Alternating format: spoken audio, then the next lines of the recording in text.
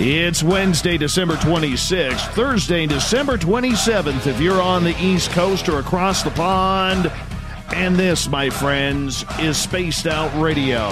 Hope you had a great day and night. I am your host, Dave Scott, broadcasting to you live from the Great White North, on top of the snowy mountains of central British Columbia, right here at SOR headquarters. We welcome you nightly on the SOR Radio Network and Deep Talk Radio.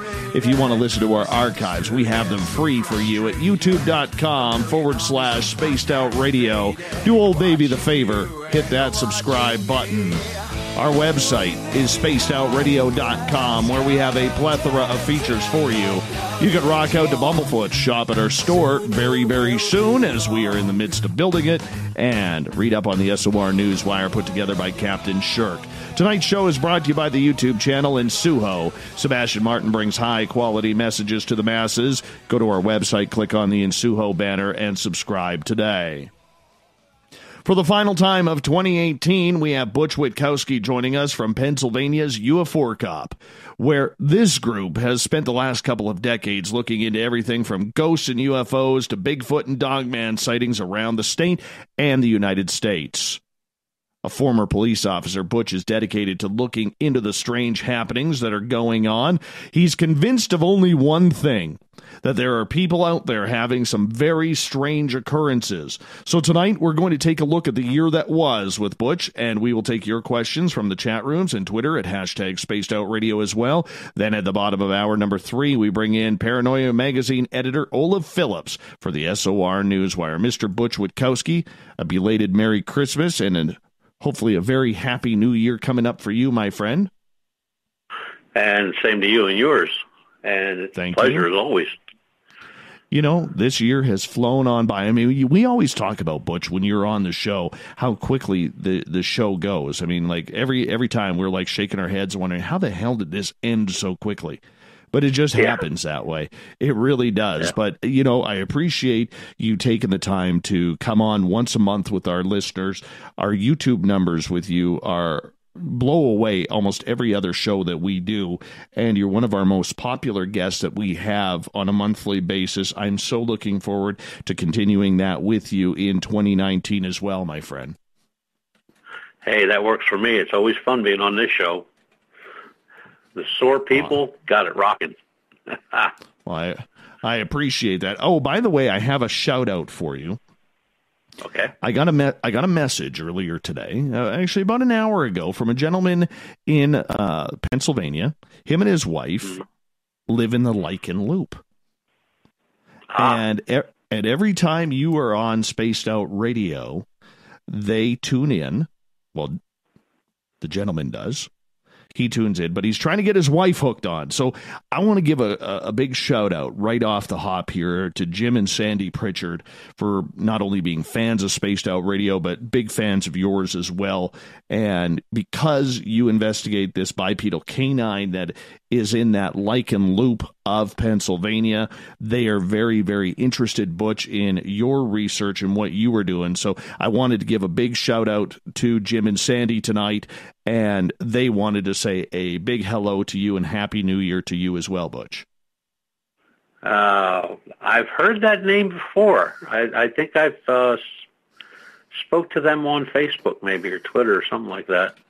The name was very familiar, but well, if they're in the Lichen Loop, they're going to be in for a real rip-roaring time because we're stacking them up now. I mean, we have 1, 2, 3, 4, 5, 6, 6 expeditions scheduled, and they will be starting the end of February and running through July. So maybe we'll bump into them in their area. Well, hopefully you do. Hopefully you do. My friend, 2018 was a year of a lot of information. It was a year where you guys, with UFO Cop, you had an increase of ghost sightings. You had an increase of dogman and bipedal canine sightings. You had an increase in UFO sightings. I mean, it was just a year that was very, very busy around North America, if we focus on North America, for the paranormal world. When you look back at 2018, Butch, what do you see different from other years that have gone by? I think 2018 has probably been the busiest year in the last 6 years. I was just talking with another researcher a couple days ago about that and the amount of reports that he's gathered up for 2018. And it's across the whole scale, the whole spectrum of the paranormal. Number one, of course, is UFOs. Number two, cryptozoology, paranormal kind of falls in third. But the reports, when I was looking at my reports as opposed to last year and the year before, I've shot up about 35-40% in reports in UFOs and cryptozoology. And, just today, we got three crypto reports today in different areas of Pennsylvania. And one is in Maryland. So it is continuing. I think 2019 is going to be outrageous as far as reports. It's just, everybody has the same feeling. All the investigators I talk to, or my guys, or with other groups, all have the same feeling. It's just going to be one busy butt year. I'll tell you, it's just working out that way.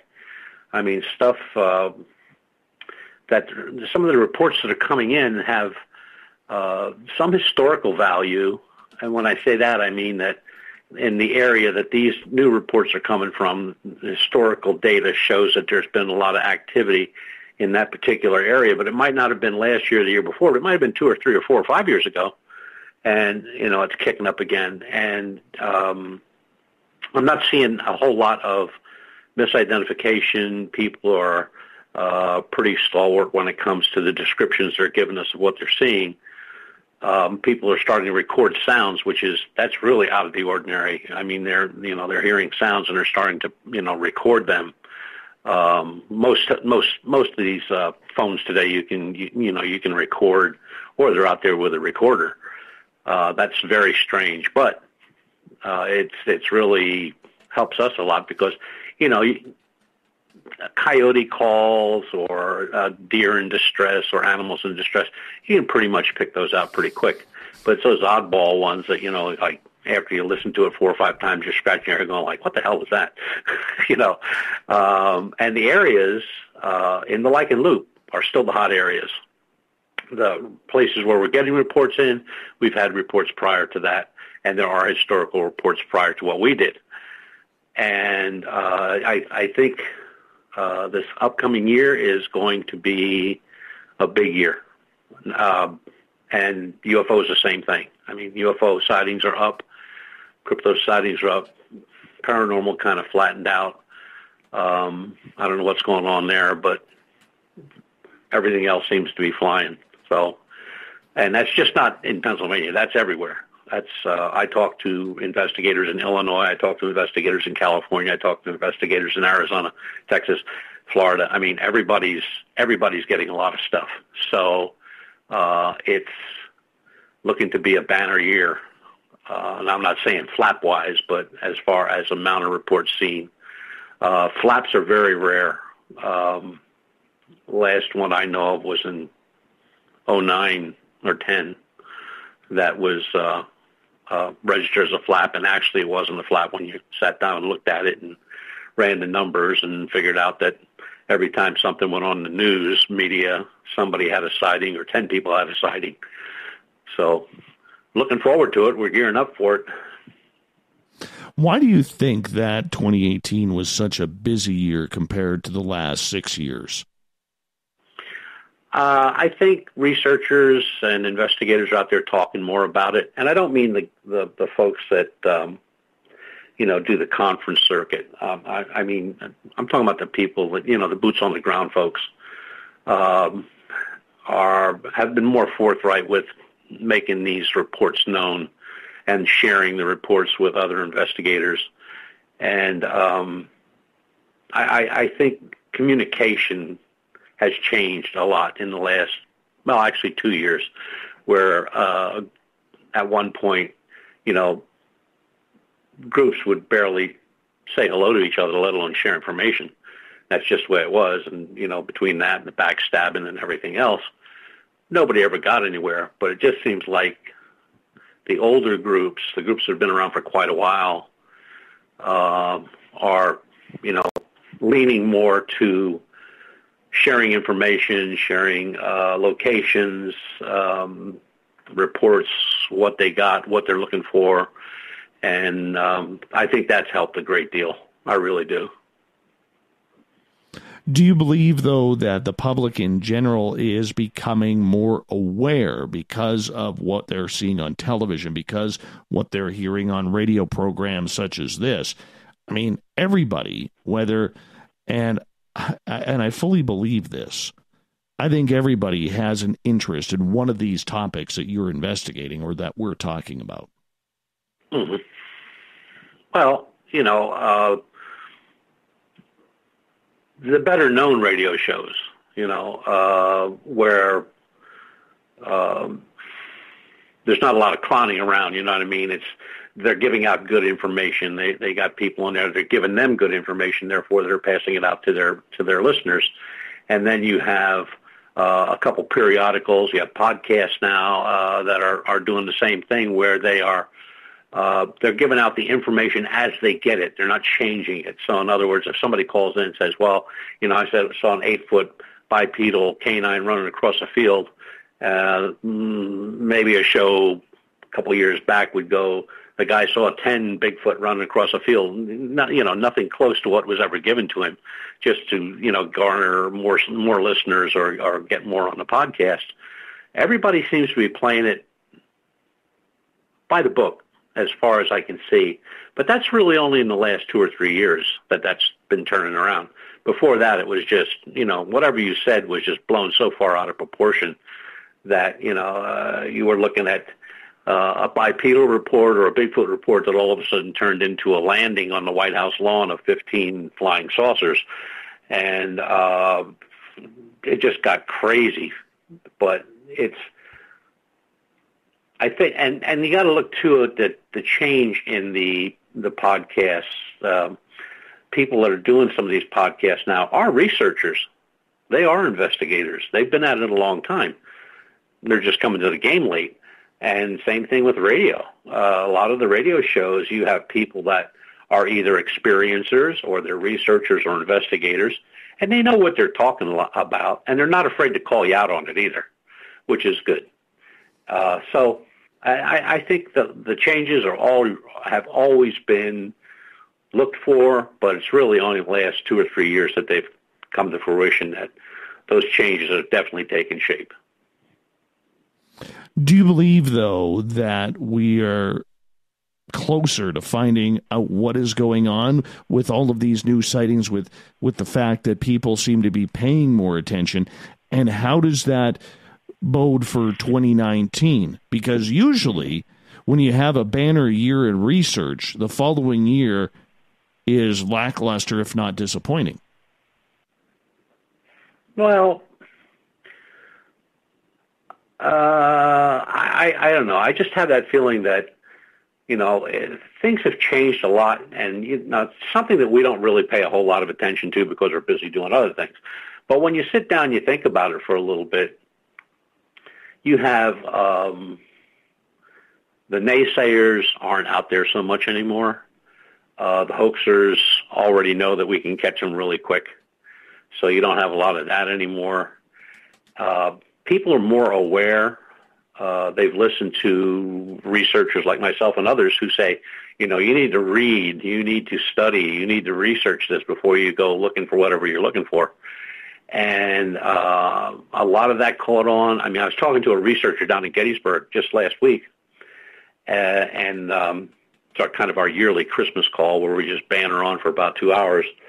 But he was surprised that a lot of the researchers that were coming down there from all over the country, all over the world, really, to Gettysburg, he said, most of them were just, they were interested in it today, but tomorrow they'll be interested in buying a new Buick, and the day after that, they're going to go look for a new puppy. He said it was not serious. He just never took them as serious. He said, but in the last year or so, he's seen a lot of serious researchers come across down there. He said some from Pennsylvania, a lot from Canada, believe it or not, New York area, up north, a lot of people coming down that are serious of what they're doing. They got the know-how, they got the knowledge, they got the background, they've done their research, they know pretty much where to look and what they're kind of looking for. And, one time, if you were going to investigate anything at Gettysburg, I said, well, you got to go to Devil's Den. That's the only place that's going on. And everybody went to Devil's Den, and nothing ever happened. But there are so many parts to Gettysburg. The homes that were involved, the farms that were involved, the roads, the killing fields, of course, the wooded areas, Big Round Top, Little Round Top. I mean, there's so many places down there to investigate. You could spend the whole summer down there. You really could. But it's one of those things where the changes have been very subtle over the last few years as far as researchers go. I know I've been sprouting for years. Look, if you're going to get involved in this, you need to read up on it first. You just don't, grab your camera and go run out in the woods somewhere. So I'm hoping that that's part of it. And, when we give conferences or we speak at conferences, we just tell it like it is. And I think people like to hear it the way it's supposed, not sugar-coated and not, how would you say it, not overblown, that it's just, this is what it is, this is what you need to do, and this is how you need to do it. And they're following that trend. And I think that's a big change for all these years. Because, most people that went out there were clueless, they didn't know anything about anything, other than they saw it on TV. And you might have saw a paranormal show on ghosts, and now they know all about ghosts. So they might have saw ancient aliens, and now they think everything is, aliens. So it's come across differently. It took a lot of time, all these years, but I really think that some of the researchers, like I've said many times, are younger, they're smarter, and they're out there doing it the way it's supposed to be done, and they're doing their due diligence. I mean, they go out, they got the equipment, they got the know-how, they got the knowledge, they got the background, they got the historical data, and that's all the better for all of us when it comes down to the bottom line, which is to find the truth. There always comes a point, Butch, when we look at research and who is researching, and we have talked about this numerous times throughout 2018 in regards to, real research comparatively to researching opinion.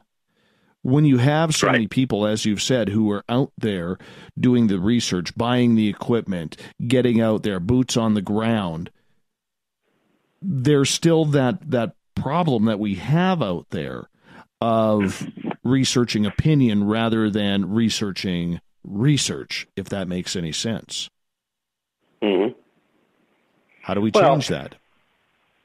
That's going to have to change with experience. I mean, folks that go out and just have one mindset, you're looking for the truth. You need to prove what you're looking for. You need to find evidence. You need to do a lot of things before you get to that point where you can say, Dave, I got it. I found it. I know what it is. I know where it's at. I know what it does. I know where it lives, blah, blah, blah, blah, blah. And that's it.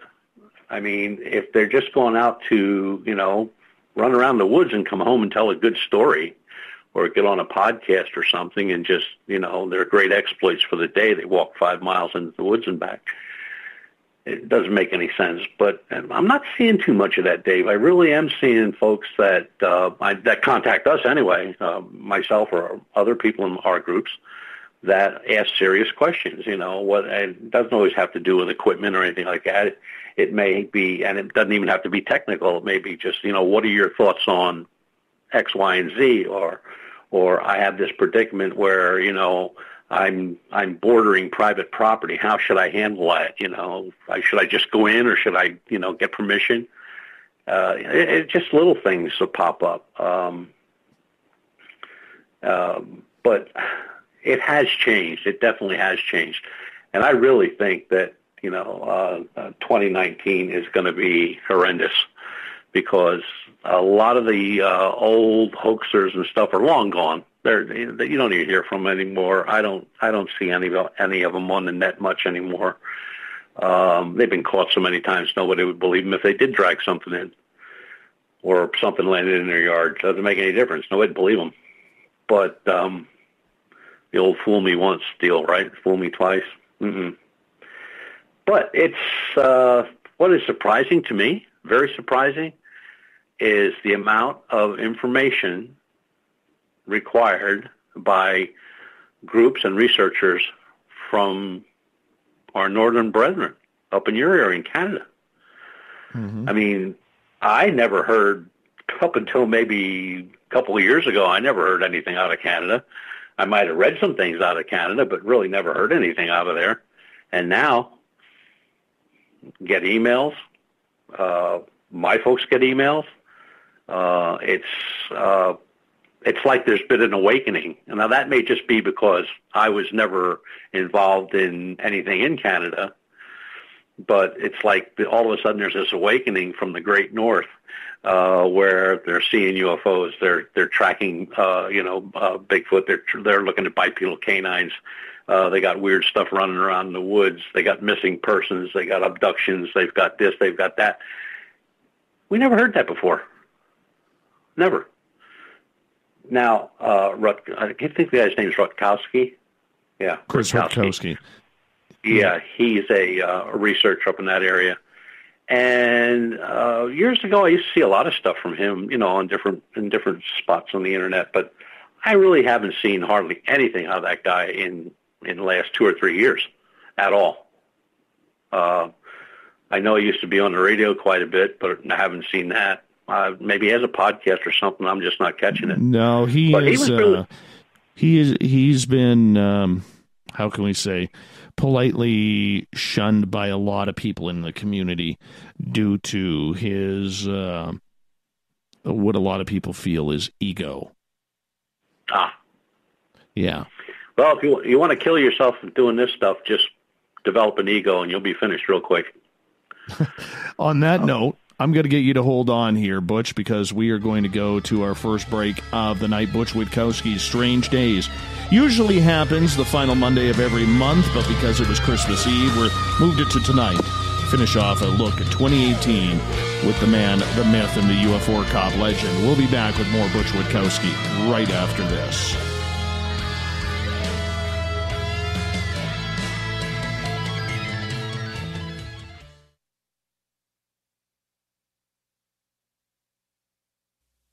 You're listening to Spaced Out Radio Live with Dave Scott on the Deep Talk Radio Network. Hi there, this is Geraldine Orozco from San Francisco's Bay Area Meditation. I invite you to join me the first Tuesday of every month with Dave Scott for Spaced Out Radio's The Spiritual You. In this fast-paced world we live in, it's time for you to take some time for you. We'll cover every possible subject from powerful meditation to healing techniques to your own intuition and spirituality. So come join us for The Spiritual You. Coming soon to our website, spacedoutradio.com, is the SOR Space Travelers Club. For just $5 a month, you can get into a private area on our site where you can hang with other listeners in our chat room, post in our forum, and check out a bunch of exclusive content and store that won't be found anywhere else, including a nightly after-show party with Dave. It's going to be the best $5 a month you're going to spend. The SOR Space Travelers, only at spacedoutradio.com. Did you know Spaced Out Radio runs 7 days a week? Hi there, this is Tessa Nicole Thomas, and I'm here to take you on a paranormal journey each Saturday and Sunday night. Why change the station when you have it all right here? Together, we'll hang out and share some strange and scary stories. And don't forget, we have Psychic Sundays as well, so come tune in Spaced Out Weekend. We get going at 9 p.m. Pacific, midnight Eastern, only at spacedoutradio.com, where we own the night. Looking for a place to advertise at a very reasonable cost? Look no further than Spaced Out Radio. SpacedOutRadio.com has an advertising tab that you can click to check out our daily, weekly, and monthly packages to play on the radio, or our website including social media. From commercial spots to banners, We have it all. Check out our competitive pricing today.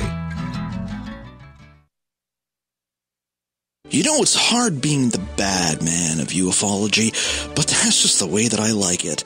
This is Chris George Zuger, and I'll be hanging out with Dave Scott and SOR scientist Chris Cogswell for Reality Paranormal, the second Wednesday of every month. And our job is to break it down and come to conclusions as to what is really going on in the supernatural world. I'd love for you to join us right here on Spaced Out Radio. Are you tired of being blocked, shadow banned, or placed in jail for simply posting your thoughts on social media? Social Media Freedom can take care of that for you. Social Media Freedom is the newest and one of the best free new apps that allows you the freedom to post what you want, when you want. It takes seconds to download from your app store. Come join the tribe at Social Media Freedom. It's time to set yourself free. Hello, this is your guitar man, Ron Bumblefoot Thal, and I have to tell you, I love the response I get for Little Brother is Watching from Spaced Out Radio fans. It's amazing how music can inspire and make people think deeper about what's going on in the supernatural world. You can head over to my website, bumblefoot.com, to check out my music, my guitar workshops, my touring, even check out some of the hot sauces that I'm working on. And make sure you keep on listening, because with Spaced Out Radio, you know Little Brother is watching. Heading to Vancouver and looking for a night on the town? The Moose Vancouver is the bar that never stops rocking until 2 a.m. every night. The Moose has great food with everything on the menu from $6.95 to $8.95. Fantastic, vibrant staff and rock and roll that will bring you back to when the music was real, the hair was long, and the guitars were rocking. Get your party on at the Moose Vancouver, the official party bar of Spaced Out Radio. Visit purpleplates.com today. For over 40 years, the Purple Energy Plates have been delivering amazing results for their many customers. Inspired by the great genius Nikola Tesla, the harmony, healing, and energetic effects of the plates have proven over and over to be beneficial and often miraculous to thousands of customers. Check their site for daily specials and choose from their many energy products. You won't be sorry. Visit them today at purpleplates.com. We're bringing scientific thought to the paranormal. Hi there, this is Spaced Out Radio scientist Chris Cogswell. Join me, Chris Zuger, and Dave Scott the second Wednesday of every month, where we break down the who from the woo when it comes to everything paranormal. We'll investigate and try to bring sensible answers to those straight and sometimes outlandish questions people have. Hey, not everything has an answer, but we'll do our best. Listen in to Reality Paranormal only on Spaced Out Radio.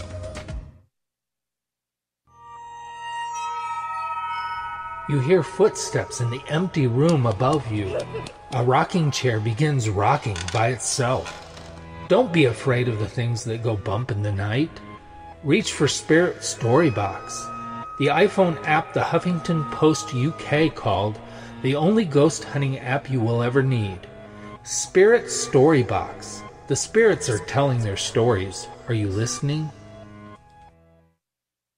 So, you love talk radio? Then you'll love TalkStreamLive.com. TalkStream Live is always on, 24/7, with the best streaming talk shows. Find your favorite talkers and discover some new ones. It's free, readily available online or on mobile with any smartphone or tablet. Finding your favorite talk shows all in one place has gotten a whole lot easier. Just go to TalkStreamLive.com. Be sure to download the free apps from Google Play or the iTunes App Store.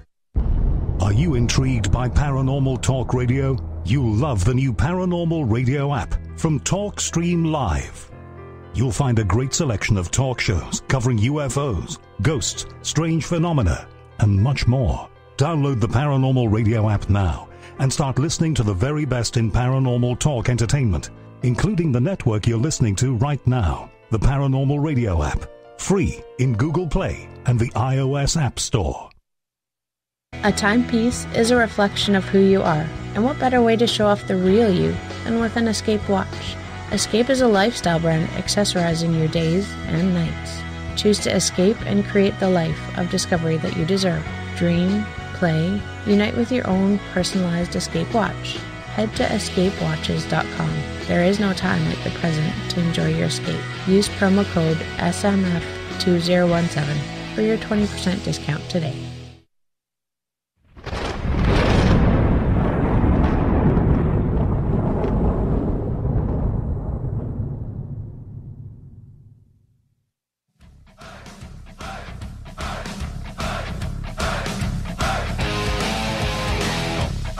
Welcome back to the second half hour of Spaced Out Radio. Tonight, Strange Days with Butch Witkowski is back on a Wednesday. Usually we do it the final Monday of every month, but because it was Christmas Eve, we bumped it to tonight. I'm your host, Dave Scott. Great to have you with us, and we reintroduce Butch Witkowski from UFOcop.com. Butch, welcome back.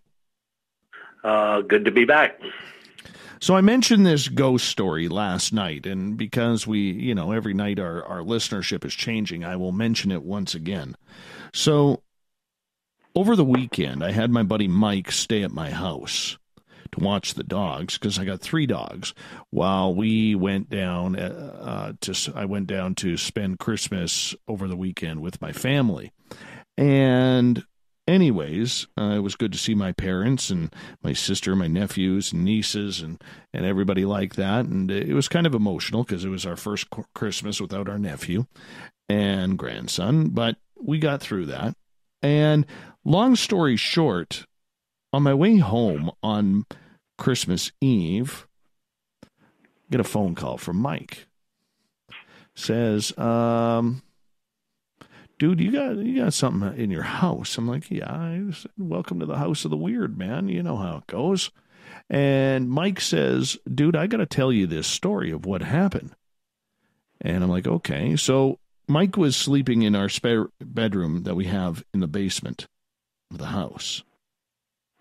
And all 3 dogs were up on the bed with him, falling asleep. The door was closed. Well, all of a sudden, the door opened. All 3 dogs perked their heads up on the door. All 3 dogs jumped off the bed, and all 3 dogs went upstairs to go to sleep for the rest of the night. Mike was the only one in my house, Butch. Huh. Yes. Huh. That's not good. No. So he's in the chat room earlier, and he's like, dude, what the hell is in your house? Have you figured it out yet? Oh, I don't know. Well, stranger things have happened. I like I said earlier, we were talking off air. If somebody would have told me a doll was going to be talking to me 10 foot away from where I was sitting, I would have said they were crazy. But it happened. It was recorded. So. Yeah. So, but, what are you going to say? I mean, I can't say it was all a load of crap. They must have had the doll wire. The doll was in a plastic package that, you need a hacksaw to get into. It had no batteries in it. So I was functioning. I'm going to get you to rewind on this because you've never told me this doll story. I need to hear this doll story. No. No, you didn't. I'm calling you out on it right now, Witkowski. All right. I'm sorry. I'll take care of that right this second. Anyway, I knew very little about paranormal investigations and how they were conducted. And I have some friends that have been in the paranormal world for 25 years. It's a family. They're actually incorporated. That's how long they've been around. And I asked them one time, I said, hey, when you get a case, I'd like to really just tag along and, just be an observer just to see how you do it, what you do, and all that stuff. And they said, sure, anytime. So the first time they call and they say, well, we got a case not too far away. Did you want to go along? I'm like, yeah, so I went along, and it was up in Schuylkill County. And the folks had just moved into the house. They weren't even in for a month. A lot of stuff was still packed, in boxes around the living room and areas. And like I said, I was an observer. I was just walking around listening to what they were saying, what they were doing. And, it's very interesting to me because they were showing a lot of empathy to the folks, and, the folks were showing them what was going on. And like I said, I was just tagging along, and okay, so then the people left. It was a husband, wife, and a 14-year-old girl and an 8-year-old girl and a 5-year-old boy. And they went to their sister's house, which, by the way, was just like up the street, like 2 blocks. Now, the sister stayed in case we needed anything. So after they set up all their equipment, cameras in every room, recorders, and all this other stuff, we had like a little 5-minute meeting, and he said, okay, this is what's been going on. So they got a light that goes on and off in the bedroom that shouldn't. They had the young girl, the 14-year-old, was attacked in the bedroom, and strange noises, the typical stuff. I was still, at that point, I was still not impressed. I was impressed with the way they were handling the investigation, but I wasn't impressed with what I was hearing. So the family was still there. They were just talking back and forth. And the little guy, he goes over to a box, and he pulls out this doll, which is about maybe 2 foot high, all encased in plastic. It's not a cardboard box you can just open. You're going to need somebody with some real skill to get this thing out of here. You know how they package this stuff. And there's a little button in the front, and you can see there's a little, like a watch battery there. And you push on that watch battery button, and the doll says like 5 things. It says like in a little tiny girl's voice with some music playing, a little tinky music playing in the background. It says, my name is so-and-so. What's your name? Can we go out to play? Do you have any games? There's just 5 little things like that. And he says to his mom, where did this come from? She said, well, you got that for Christmas. And this was right after Christmas. She said, you got that for Christmas, but we'll unpack that later when we get your room all set up. And, okay, so he puts the doll on a rocking chair. I'm sitting in the kitchen, and my job now is to watch the monitor, which has all the cameras on it. And they're all infrared, and I'm watching the cameras. And the little boy said, okay, well, I'll play with it when I get back. And she said, yeah, that's fine, no problem. So he said, I'm going to put it right here. And he makes a big deal out of putting it right on this rocking chair, which is like 10 foot away from me. And it's there, looking right at me. So they leave, everything. Everybody goes to their positions in the basement. Every room had somebody in the room. I could see everybody on the cameras. And the first thing that happens is one of the issues was that a light goes on in the master bedroom. Now, it's one of those lights where you hit it one time and it's on low, you hit it another time, it's a medium, you hit it another time, it's high, and you hit it another time, it's off. Well, the light just goes on by itself. Now, I have the sister is sitting right aside of me, and she's a big woman. I mean, a big woman. And she's telling me what's going on in the house. And I said, well, I'm just watching the screens, and I saw the light go on. And she said, so I got on the little radio, picked up on the radios and got a hold of the guy upstairs. The light's on in the master bedroom. So he goes in, the light's on, and he does his photographing, whatever he's doing, looks around, goes back out, the light goes off. A couple minutes goes by, and the light goes back on. He goes back in, and I watch him pull the plug out of the wall. He said, well, it's not going to do that anymore. He walks out of the room, the light goes back on. I'm like, that shouldn't happen. He went, okay, we'll get into that. And he brought some more equipment, and I really don't know what the equipment was, but it evidently is like a motion sensor. And they set a couple of those around the room, and he left it unplugged. And I said to him on the phone, I said, well, that's not really a good idea, because if it's unplugged, then you don't know when it's going to go on and off if there's motion in the room. So he said, well, I'll take care of that. And he went down to his truck, came back up with an extension cord, and plugged it into another room. So it wasn't plugged into that room. Okay, so that was that. Nothing exciting, no big deal. So we're sitting there, about maybe 10 or 15 minutes goes by, and I hear this stupid music playing, and the doll starts talking. But here's what it's saying now. I see you. I'm looking right at it. It's looking right at me. But it's not in that little tiny girl's voice anymore.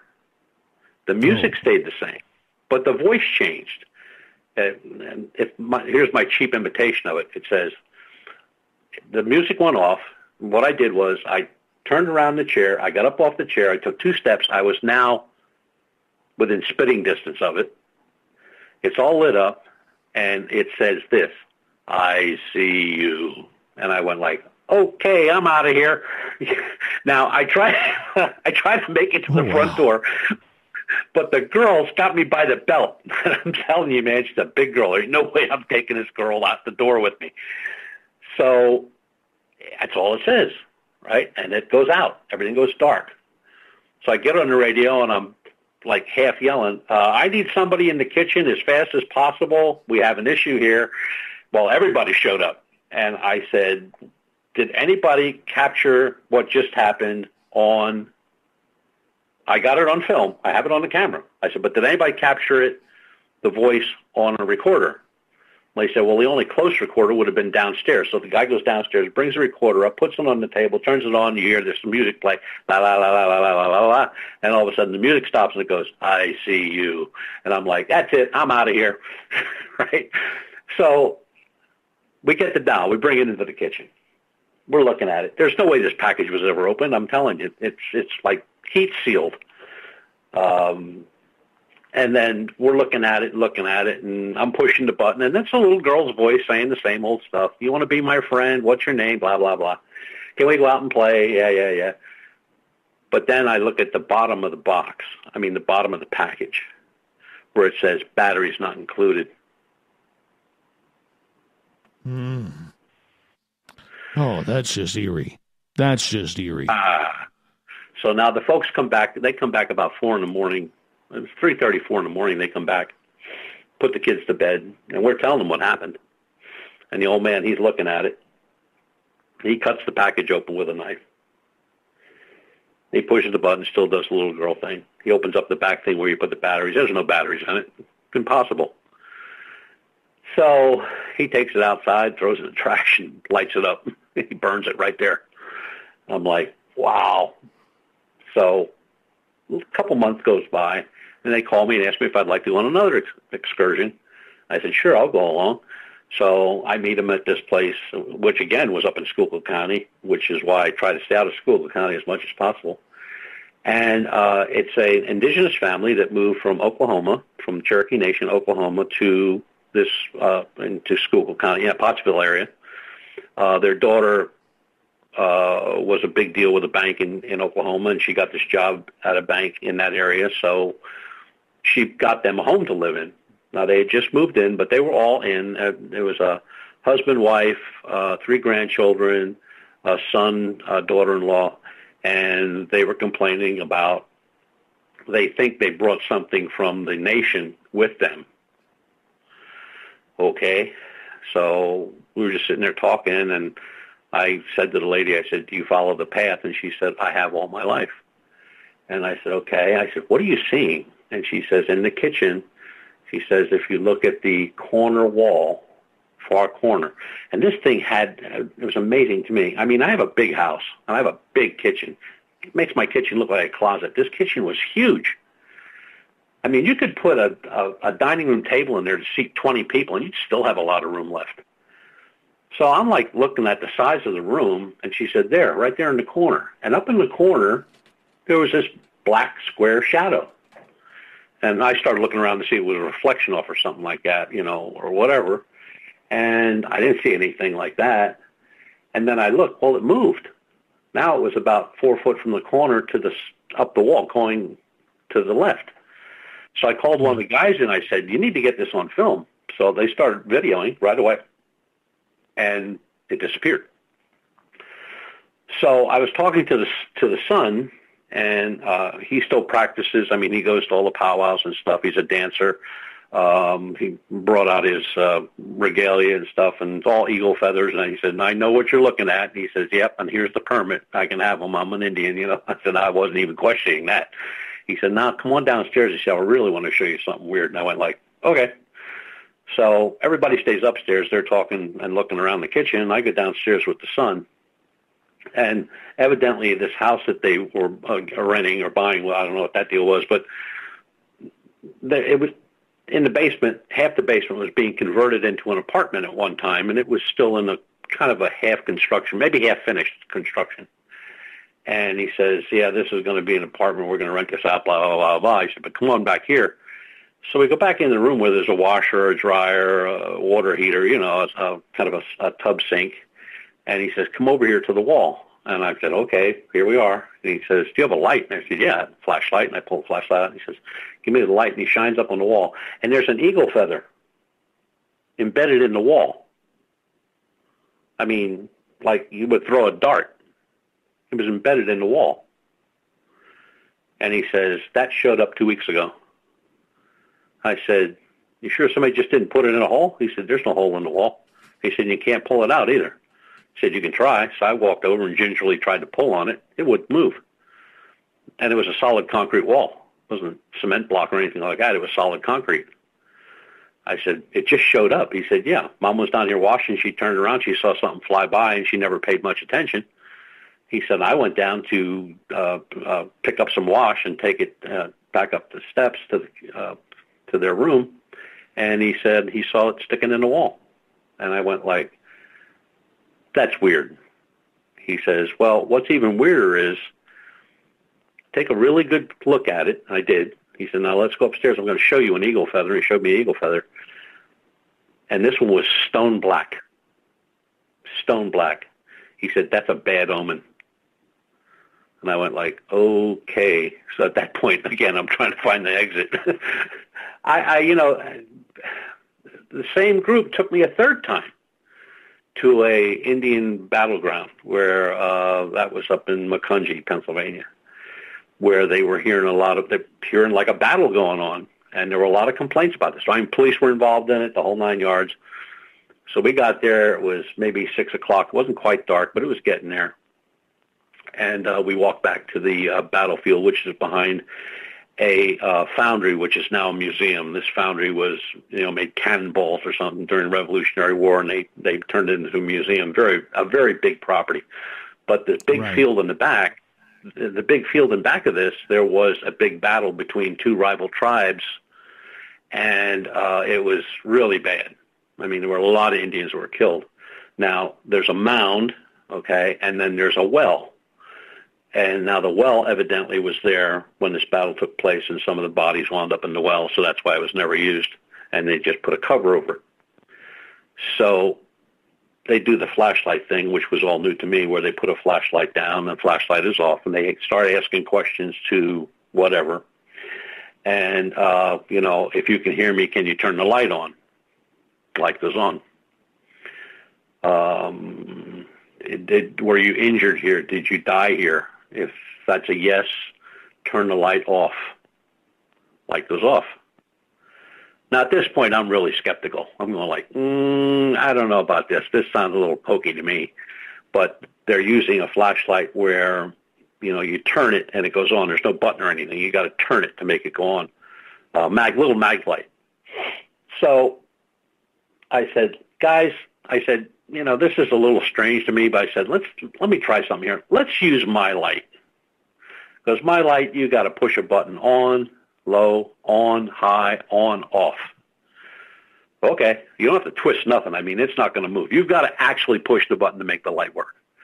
So they put my light down there, and they asked the question, did you die here? Friggin' light went on. I went like, wait a minute. Give me the flashlight. Got the flashlight back. Clicked it through, turned it off. Okay, it's off. I put it down. I said, ask him another question. He says, were many braves killed here? Turn the light on once for yes and twice for no. Turned it on once for yes. That's it. I give up. I just give up. I mean, maybe the other light, the way it was twisted, maybe vibration or something like that could set that light off. Maybe just being close to it and speaking could turn it on. My light was not like that. My light, you had to physically push that button to turn that light on, and then push it a second time to make it brighter, and then push another one to turn it off. And it did the same thing with my light. And it was just one of those, it was a nice clear night. And there were a lot of old buildings that are still standing. I mean, everything's all cleaned up. It's a nice grassy area, nice walking area. I mean, it's not a disaster. It's really a pretty place. A lot of people go up there and get their pictures taken for their weddings. Why, I have no idea. But we walked around, and the one guy stopped, and he said, look in that building. And it was no windows in the building. It was a foundry building. And I think they actually did the melting in there. You know, the Kublo was in there. But there was no windows in it anymore. The windows were taken out. They were having them redone. And you could look right through the building. It was a large building, maybe 100 foot long, maybe that wide. And he said, look up in the corner. And there was a red, it wasn't an orb. It was like maybe the shape of your fist, if you made a fist. And it was just moving along the wall real slow. So I thought, well, somebody has a light on, right? And I turned around. Nobody had a light on. Everybody was standing right there. So I took my flashlight and turned my light on it. And when I turned my light on it, it went blue and then disappeared. You ruined it. You ruined it. 10 minutes later, it was back. Aye. We did the same thing with another flashlight, and it did the same thing. My goodness. So we got outside, and we were going to go down to an all-night diner when we were done. We got about 20 seconds. When we were at the diner, when we were at the diner, they said that there were actually about 600 Indians were actually killed on that spot during that battle of 2 days. Wow, that's a lot of life. So they lot of energy. Extreme energy in that area. Maybe Butch, we're going to go to break here at the top of the hour. Butch Witkowski's Strange Days continues right after this. I'm going to say something, Butch, before we head on out. You got a haunted flashlight. You just got to get rid of it. Just got to get rid of it. We'll be back with more Butch Witkowski right after this on Spaced Out Radio.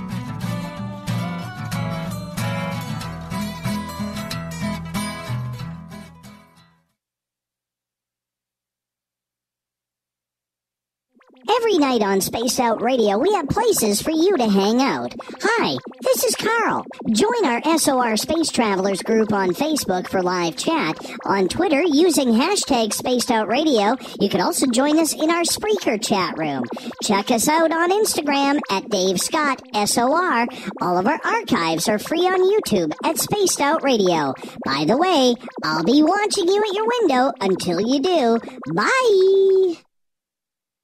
Looking for the stories of the strange and weird that you will find hard to find anywhere else? Check out the SOR Newswire on our website. Our writers, led by Captain Shirk, are scouring the world for the oddest and most bizarre stories we can find. Everything from weird crime to suspenseful and paranormal. We're working hard for you to bring you the most intriguing news of your day. Check out the SOR Newswire at spacedoutradio.com today. You're listening to Spaced Out Radio Live with Dave Scott on the Deep Talk Radio Network.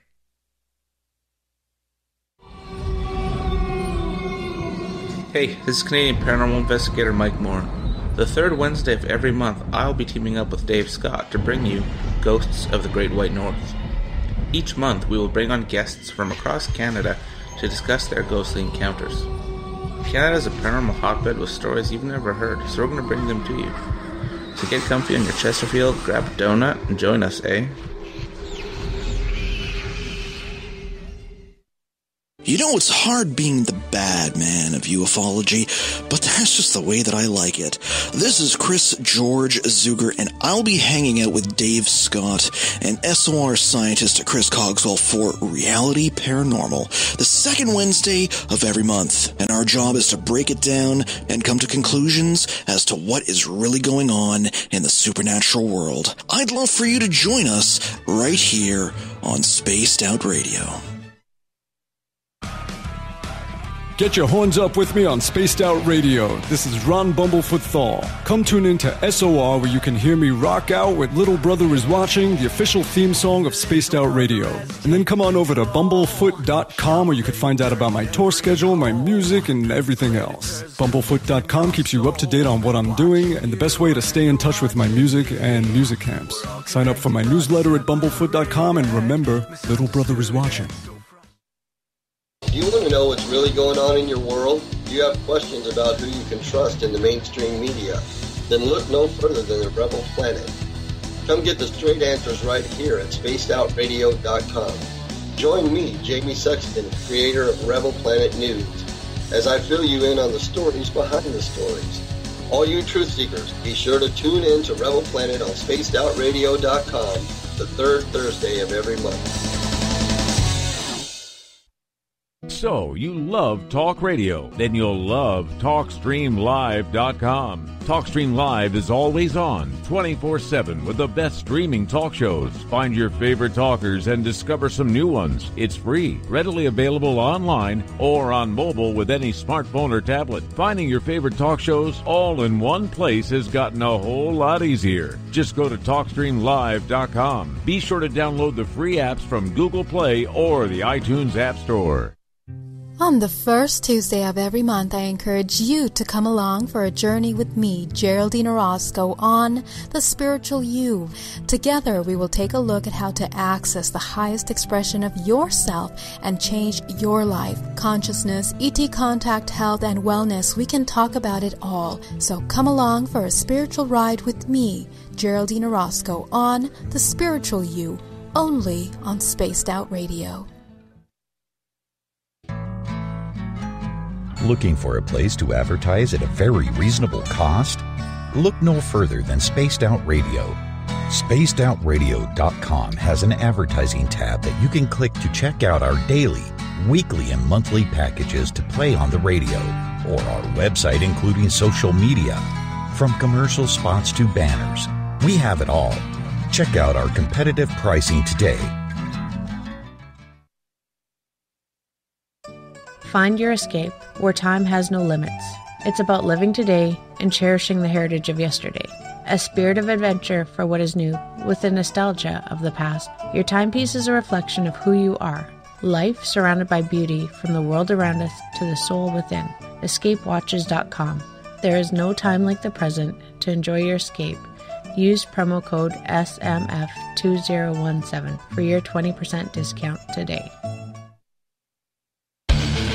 The Call of the Wild is in Vancouver. The Moose Vancouver is one of the hottest bars and restaurants in the city. Open until 2 a.m. nightly, the Moose will rock you like a hurricane all night long. Great food with everything on the menu at $6.95 near the corner of Nelson and Granville. Get your horns up and come rock with us. The Moose Vancouver, the official rocking bar of Spaced Out Radio. Visit purpleplates.com today. For over 40 years, the Purple Energy Plates have been delivering amazing results for their many customers. Inspired by the great genius Nikola Tesla, the harmony, healing, and energetic effects of the plates have proven over and over to be beneficial and often miraculous to thousands of customers. Check their site for daily specials and choose from their many energy products. You won't be sorry. Visit them today at purpleplates.com. You hear footsteps in the empty room above you. A rocking chair begins rocking by itself. Don't be afraid of the things that go bump in the night. Reach for Spirit Storybox, the iPhone app the Huffington Post UK called the only ghost hunting app you will ever need. Spirit Storybox. The spirits are telling their stories. Are you listening? The freedom to post what you want, when you want. That's the social media freedom you need. Social Media Freedom is the free app in your app store. No need to worry about going to jail or being shadow banned any longer. It's the freedom to say what you feel. The freedom to know Big Brother isn't watching. It's the way social media is supposed to be. Social Media Freedom. It's time to set yourself free. Download from your app store today. We are getting ready to relaunch the SOR Space Travelers Club at spacedoutradio.com. For $5 a month, you can join us for a plethora of features found nowhere else. Hang out in a private chat room during the show and after party. You can check out some exclusive content and a store specifically for you, as well as a private listener forum where you can post your thoughts, stories, and pictures. The SOR Space Travelers Club, coming soon to spacedoutradio.com. You're listening to Spaced Out Radio with Dave Scott. Follow Dave on Twitter at Spaced Out Radio and on Facebook, Spaced Out Radio Show. Welcome back to hour number 2 of Spaced Out Radio. Tonight, I am your host, Dave Scott. Always a pleasure to be broadcasting to you live. Tomorrow night on the show, Ian Holt joins us for a look around at the year of the weird and strange. We get going at 9:06 Pacific, 12:06 a.m. Eastern at spacedoutradio.com. We say hi to everyone listening in on the SOR Radio Network at Deep Talk Radio. Remember, you can check out our archives at youtube.com/Spaced Out Radio. Do old Davey the favor, hit that subscribe button. Bill Cardwell has set the password for tonight in the SOR Space Travelers Club. Oh, Bill. It's only Wednesday, man. It's only Wednesday. Vespertilionin. I don't even know if I got that right. Vespertilionin is your password. Make sure you use it wisely, Space Travelers, as Bill sets a password each and every night right here on the mighty SOR. Our website is spacedoutradio.com, where we have a plethora of features for you. You can get your horns up and rock out to Bumblefoot. Soon shop at our brand new store. Read up on Captain Shirk's SOR Newswire, and so much more. We bring back Butch Witkowski, Strange Days. Butch is with UFO Cop out of Pennsylvania. His website is ufocop.com. And Butch is usually here the final Monday of every month, but because it was Christmas Eve, we decided to move it to today. His next appearance, January 28th of 2019. Butch, thank you so much for a wonderful year of Spaced Out Radio. Very much looking forward to doing it all again next year. Oh, and so am I. It's always, this show is so fun. I mean, it's different. It's just, it's like, over these years now, I've gotten to know people and know who they are, and the questions are always great. Yeah, we try and do them good around here. But, sometimes it works, sometimes it doesn't. It all depends on Cardwell's password. That's usually what is happening around here. Fish shaking at Cardwell right now. But nonetheless, that's just the way it is. I've never figured out one of his passwords. No, it's ridiculous at times. I'm not gonna make things up. It's ridiculous at times, but that's where it is.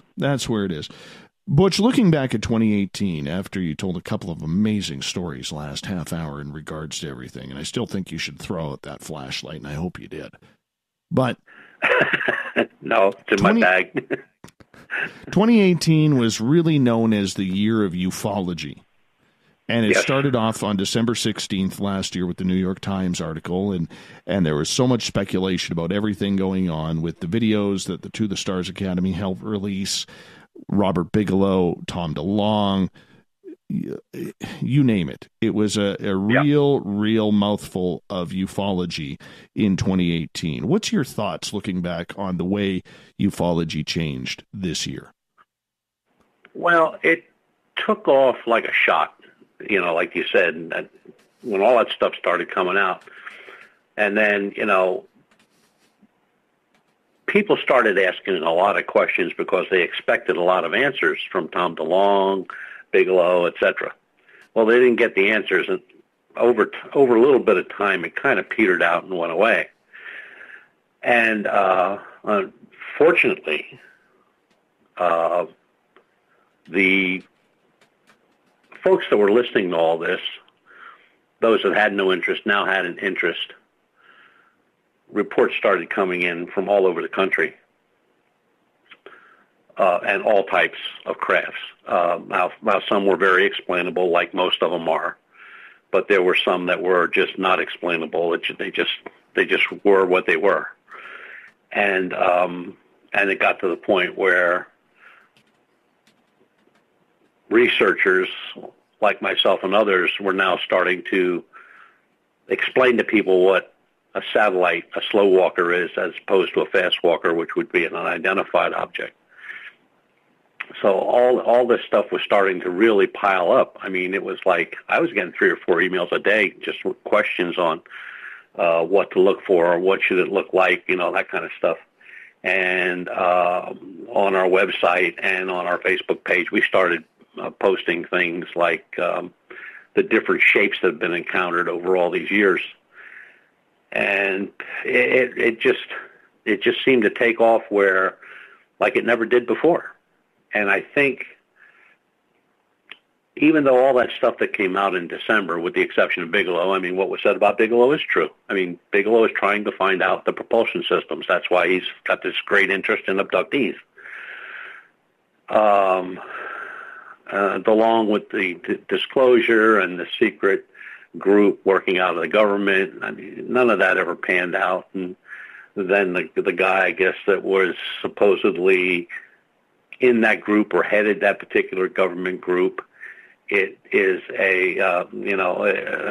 all of a sudden he was skipping out on conferences in the middle of the conference because he said guys in black were looking for him. It just got all squirrely there. But when that faded away, the interest in ufology stayed and still there. So you have the good part is it kind of spawned a new group of interested folks that want to know what's going on, what's the good, the bad, and the ugly. And it's continued ever since. I mean, it's just been nonstop. There's reports all the time from everywhere. I mean, it's just not here in Pennsylvania. I mean, it's everywhere. And like I said earlier, what amazed me was the amount of stuff coming out of Canada. Because for years, like I said, I've seen, a couple reports, but nothing, like it is now, where we have just this plethora of information now from the Great North, down here, out west, overseas, England, all over Europe. Eastern Europe right now is having flaps going on. So it took off, like you said, in December, and it stayed. It's still going on. And I really think that 2019 is going to be pretty much a banner year for reports, and not only in ufology, but in anything paranormal. The things that went away were the tour guides, the guys that, charge you $50 and drive you around the corner and show you a haunted house, and you drive by and he collects $50 and you go home. Those groups are gone. They don't exist anymore. If they are out there, there's very few, where there used to be a lot. Private star watches. I was invited to one. I couldn't go because of things going on that I had to get involved in with something else that I had already been involved in. So I had to pass on that. But private star watches, people that have nothing to do with any ufology group, they're not researchers, they're not investigators. All they want to do is look. And I'll bet you I've given out maybe 8 or 10 sets of directions on how to do it by email to folks. Some in Pennsylvania, a couple in Virginia, one down in North Carolina. So the interest stuck, and that's a good thing. Let me ask you this, because a lot of times when we look at these topics throughout the year, and it's not just this show, it's other people in the field. I see it all over social media. Our listeners see it as well if they're following along at home as well. There's a lot of negative that goes along with a lot of these conversations, more so than the positive side of everything. In the field of ufology, where so many people for so many years, Butch, have been labeled as crazy, as one of those people, kooky type persons who are looking for attention rather than people actually buying their experience. What are some of the positives in ufology that came out through all of this? I think honest investigation and research has come out of it, where folks prior to things that happened over the last year, a lot of it was television, Ancient Aliens, and I forget what all those shows were. There are 2 or 3 of them. Same thing with Bigfoot, killing Bigfoot and chasing Bigfoot and all that stuff. They're not so much relying on that anymore as they are now pretty much relying on getting a hold of researchers and investigators in their area and asking questions. And not saying that they're going out like we would go out. I mean, they go out, they just want to see something. They want to see one. And, they have, they don't want somebody telling them about it anymore.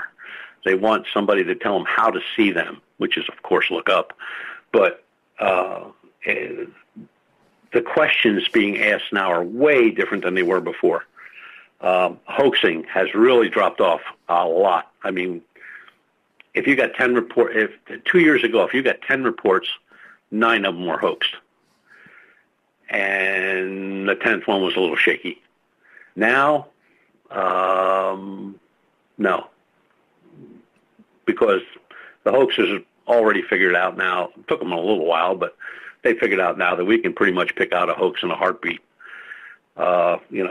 The programs we have in our computers, whether here in my office or in my library or out in my truck, I mean, I can take apart a picture in a matter of minutes. And I think it's more of an honest look now. It's not that skeptical giggle factor that was attached to it for probably 50 years. It's now an honest look and honest, there's an open-mindedness now of what they're looking for and what they're looking at. And I think that is the biggest change I've seen since everything started back in December. Was the field of ufology, in your opinion, was it caught off guard by the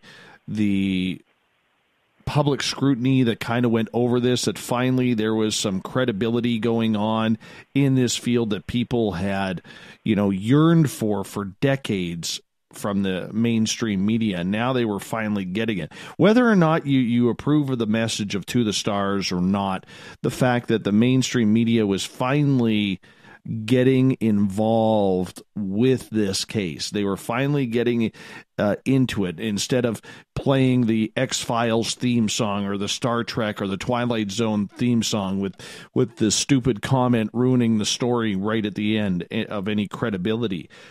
Do you think that was a big play for people who were really yearning for some sort of credibility towards their own experiences? Yes, absolutely. And then you had, of course, with DeLong and his group, and that the secret, ultra secret group the government had. People have been snowed so long that when it came to somebody actually saying that this happened and this is going to happen and this is what happened, they bought into it and they picked it up on their own. And then as that kind of went away, they stayed with it because they did find stuff that happened. People did look at Project Blue Book, which you can buy off of, Amazon anytime you want to see it. And, there's a lot of stuff in Project Blue Book that says, oh, this didn't happen, that didn't happen. But there are 790 reports in there that the government can't explain. And they say that. They say it. So whatever you think of Project Blue Book, yeah, it disclaims a lot. But then again, there's those 700 and whatever they are, 770, I think it is, that they don't know. They do classify as an unidentified object. So I think people gave it a second look, so to speak, where they didn't quite buy into everything that happened back in December with all the secret stuff and the government cover-up and all that stuff. And they started looking on their own. And matter of fact, 2 weeks ago, I had a guy that got Project Blue Book, read the thing cover to cover twice. He said, they're out there, aren't they? That was his question on my email. I said, yes, they are. He said, we don't know what they are, do we? I said, no, we don't. And we don't. We don't know what they are. Are they manned? Are they mechanical? Are they, are they scout craft? Are they passers-by? Are they us? We don't know. We just don't know. But they're there, and that's a fact. And there's nobody's going to... I mean, the things I've seen in my time, I've had 18 sightings. I've never been alone with a sighting. Somebody's always been with me, or I've been with a number of people when we saw what we saw. In 3 cases, I was standing right there with law enforcement. And I know they're there. And I think they've been there for a long, long time. Probably beginning of time, maybe. Who knows? Somebody's got to know. Somebody has to know. Well, I'm sure there is, but I don't know who that is. Everybody says, well, the president knows. Well, I got news for you. The president on the list of top secret clearances, if there were 30, he's number 20. So whoever it is above him, way above him. Do governments know? Yeah, they know. They all know. When France put out their Kamada files, that was every UFO report they ever got. England published their stuff. Brazil published their stuff. We've never published our stuff. Our stuff is, the only thing we've ever published is Project Blue Book. Groups that collect information like, the bigger groups like MUFON and other groups out there, you don't get to see that whole report. You just get to see a piece of it. So we haven't really put anything out there except Project Blue Book, where the reports are there. You can read them. But what do you think? What do you think ending the year with the Jeremy Corbell movie about rekindling the entire Bob Lazar saga and bringing that to fruition 25 or 29 years later? Well, look, you got that film, and then you got the Hynek film coming out also, right?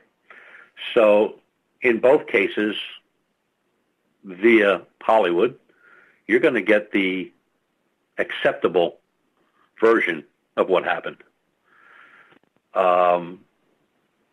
Jacques Vallée was asked to be in the Hynek movie. He turned it down. He turned it down for a reason, I'm sure. It's not a fact. I mean, it's going to be a movie. That's it. It's going to be a takeoff on X-Files, only it's going to be on Hynek's life, Dr. Hynek's life. And he was a skeptic. He was a skeptic for a long, long time. And then he saw what was being covered up, and then that changed him. So, Lazar, I don't know where to put Lazar. When they said he wasn't there, he didn't work there, he didn't do this, he didn't do that, and then the guy shows up and starts showing his paychecks, and he starts, pay stubs, and he starts showing his ID card and everything else.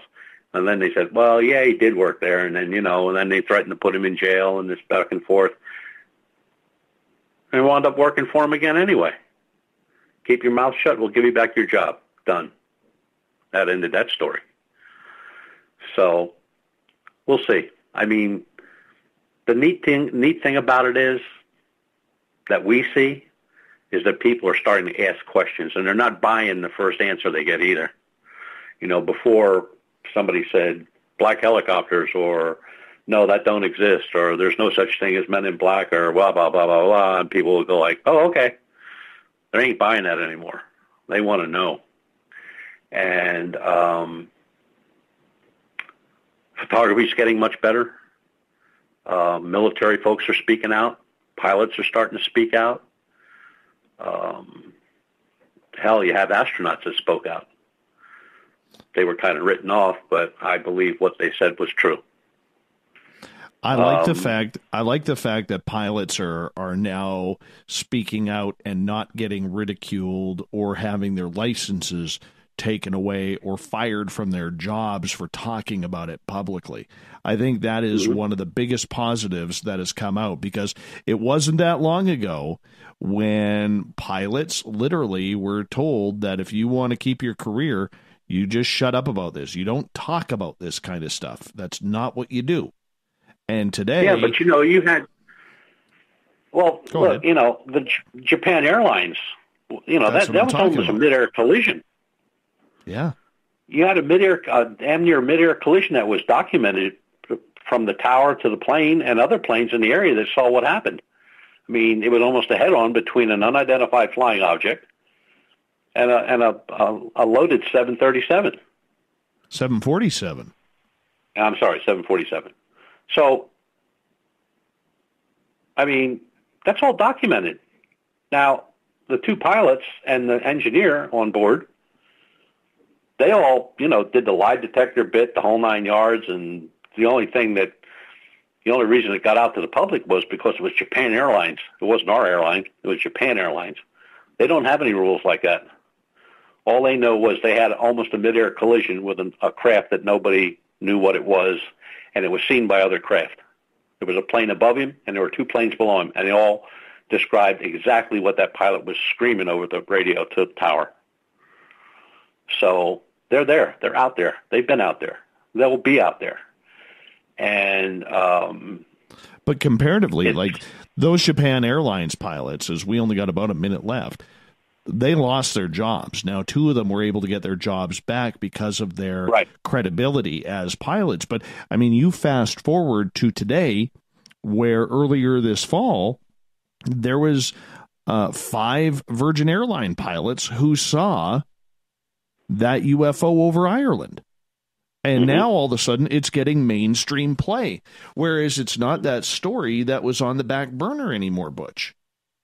No. I mean, people are asking questions, and the media has finally come about to realize that, maybe this stuff isn't all cracked up to be a joke. Maybe this stuff is real. And they're not going to pass up on a story like that. I mean, the interest is there. I mean, I don't care where you put UFO on video or on the internet or on a marquee at a theater where you're going to be speaking at a conference. The minute you see the words up there, UFO, man, the place is packed. You got that right, Butch. I'm going to get you to hold on right there because we got to go to break here at the bottom of the hour. Butch Witkowski, Strange Days, happens every month here on Spaced Out Radio. We'll be back with more Butch right after this.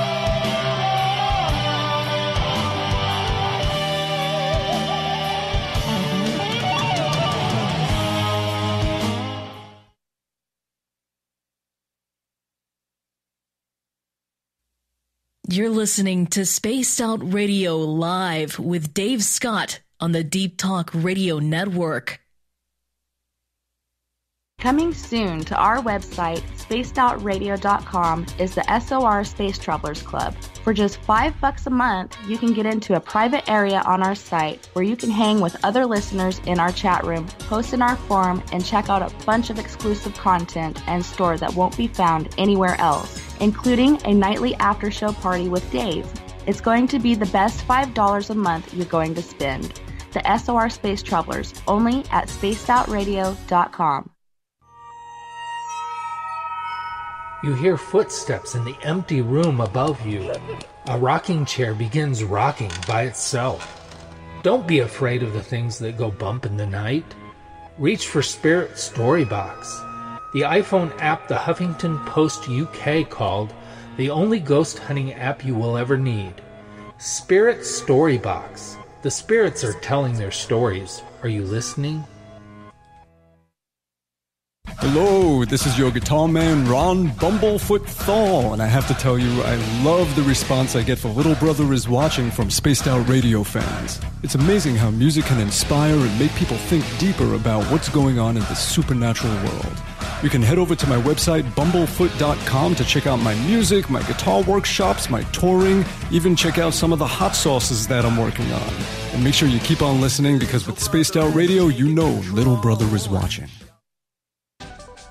Are you tired of being blocked, shadow banned, or placed in jail for simply posting your thoughts on social media? Social Media Freedom can take care of that for you. Social Media Freedom is the newest and one of the best free new apps that allows you the freedom to post what you want when you want. It takes seconds to download from your app store. Come join the tribe at Social Media Freedom. It's time to set yourself free.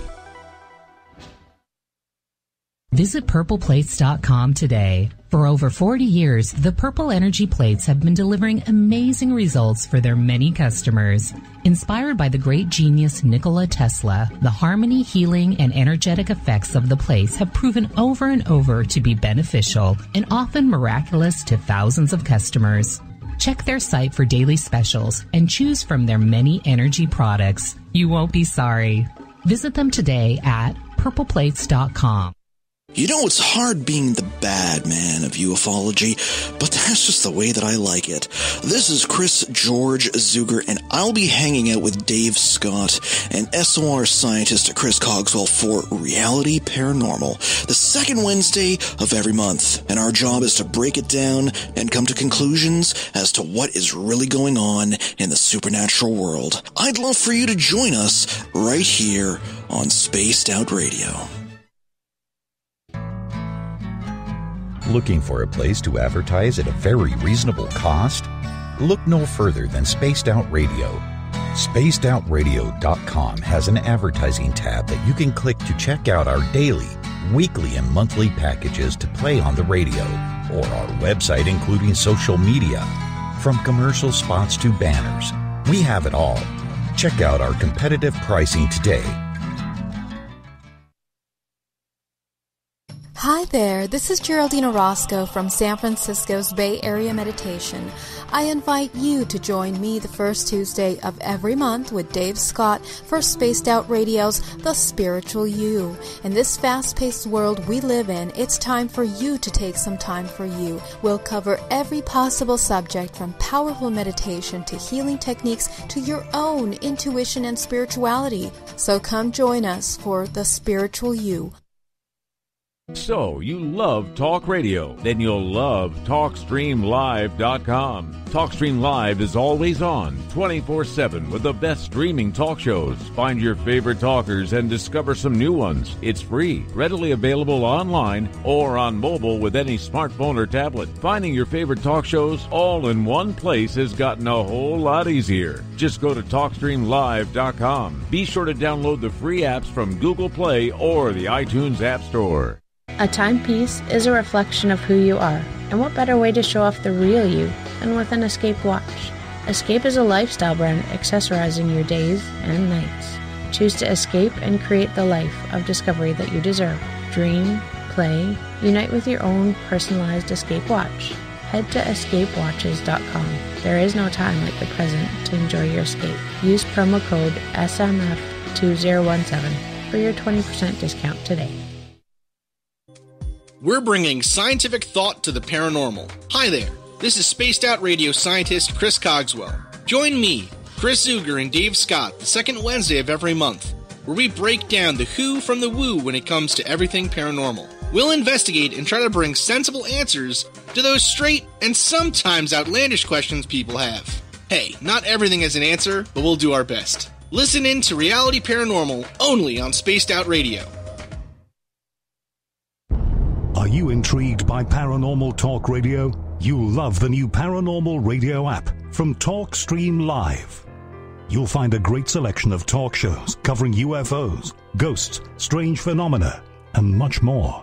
Download the Paranormal Radio app now and start listening to the very best in paranormal talk entertainment, including the network you're listening to right now, the Paranormal Radio app, free in Google Play and the iOS App Store. Heading to Vancouver and looking for a night on the town?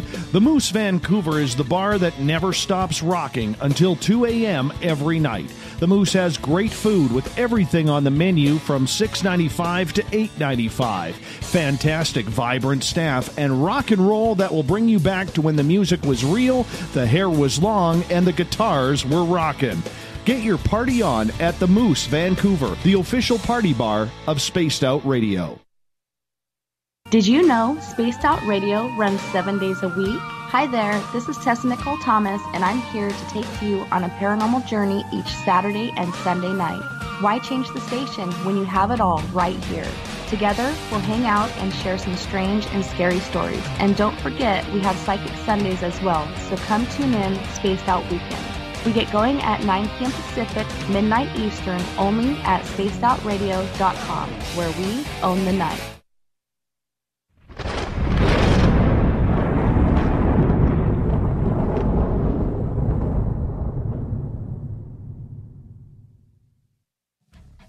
Music is on. Here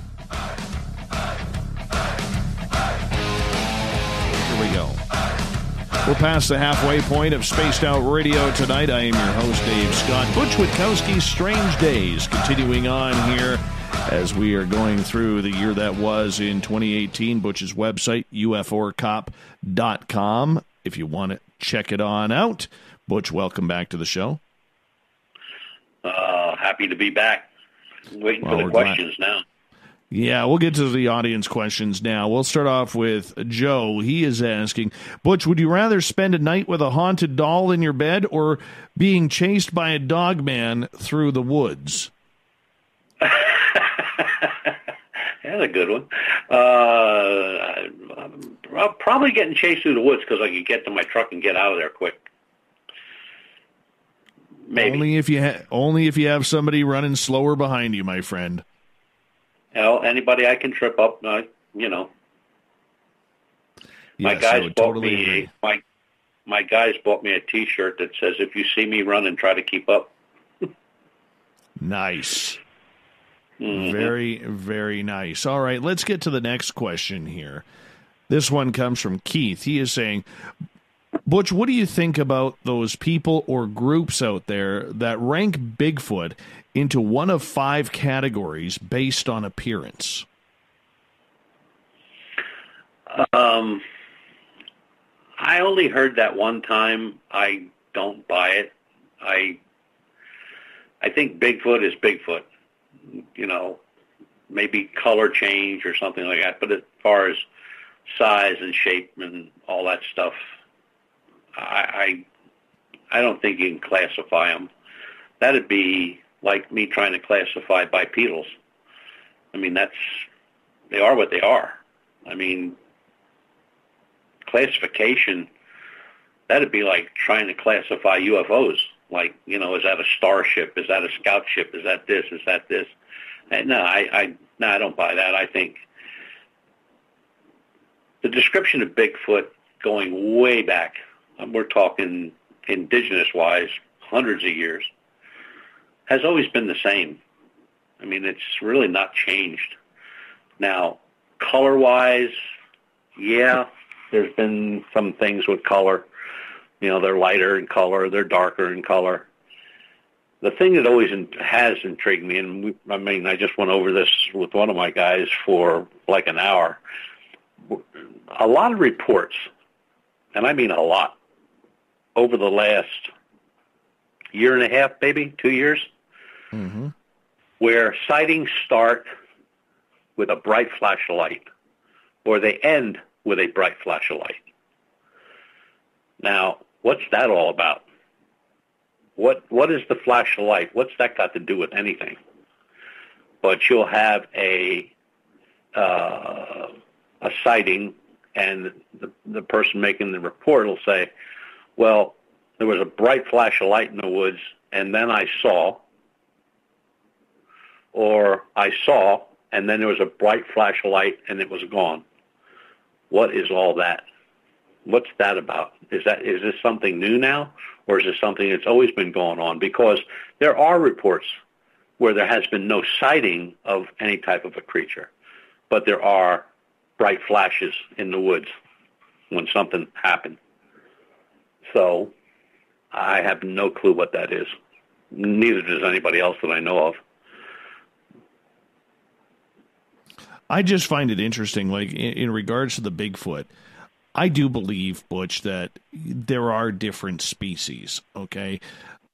I think, the ones here on the West Coast seem to be very much larger than the ones, say, in the South and in the bayous of Louisiana or down description-wise, I agree with that. I think we have different, because you have the orang pendek, you have Gigantopithecus, you have your standard, Wendigos, you have standard Bigfoot, from the Northwest, you have Yeti. What's the one in Africa? I forget what the hell they call that one. But I mean, I think that I agree with. But I don't think you can classify them in five places or 5 categories. Or like the skunk ape, much shorter, much smaller, as opposed to something like you'd find roaming around in British Columbia. You're talking about 2 different things there. But I really don't think you can classify them. They may change in size and shape because of the area they're in, which would bring down, what type of food source is there. Is it a group or is it a single individual?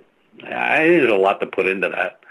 But, hey, I just want to see one. Don't blame you. Do not blame you. Don't blame you whatsoever. It's pretty amazing. I can tell you that. Pretty everybody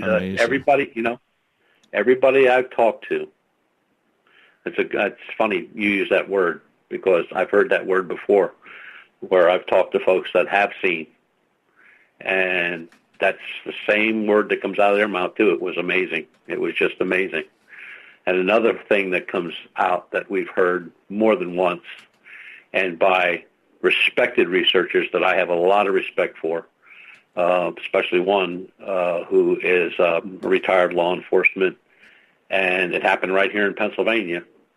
And he was here with a group from Oklahoma that was investigating a dig site, an archaeological site, where there was a lot of strange things going on. And he walked down to a creek in the morning to wash up a little bit, and he had a 44 on his hip, 44 caliber. And he thought, when he went over a little mound, he thought he saw a guy fishing, bending down fishing. And when he got to the creek, 20 foot across at the other side of the creek, stood a Bigfoot. Wow. He said, I didn't know what to do. He said, I never made a move for my weapon. It just stared at me. And he said, what amazed me was, and I've heard this way more than one time, it looked human. He said, I couldn't shoot it. It looked human. It just had its fish in its hand, stared at me for a couple of seconds, and turned around and walked away like I wasn't even there. Right. And when you hear stories like that, and there have been more and more stories where people, when they come eye to eye, now I'm not saying running through the woods, something hiding behind a tree or running through the woods. I'm talking about people that are face to face with this thing, either on a trail or in the woods, or like this guy here at a creek, where they say it looked human. It had a face. It almost looked human. So that's a whole other ball game there, man. What are you dealing with? Are you dealing with an animal, or are you dealing with a human? Oh, I wish I knew. Well, if you go to some groups in Washington State, they think Bigfoot should have voting rights. So, just the way it is. Just the way it is sometimes. Isn't there one group in their state where if you harm one of those, it's a felony? There are communities popping up like that. Absolutely. Wow. Absolutely. Let's get to another question here.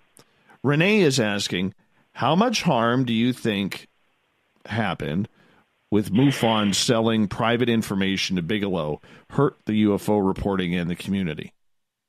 A lot. It hurt a lot. The trust that was placed with MUFON by investigators went out the window. And then when the FAA put in their rules and regulations for pilots that any sighting report of anything not of this planet encountered in the sky does not get reported to MUFON, does not get reported to anybody. It goes right to Bigelow Aerospace.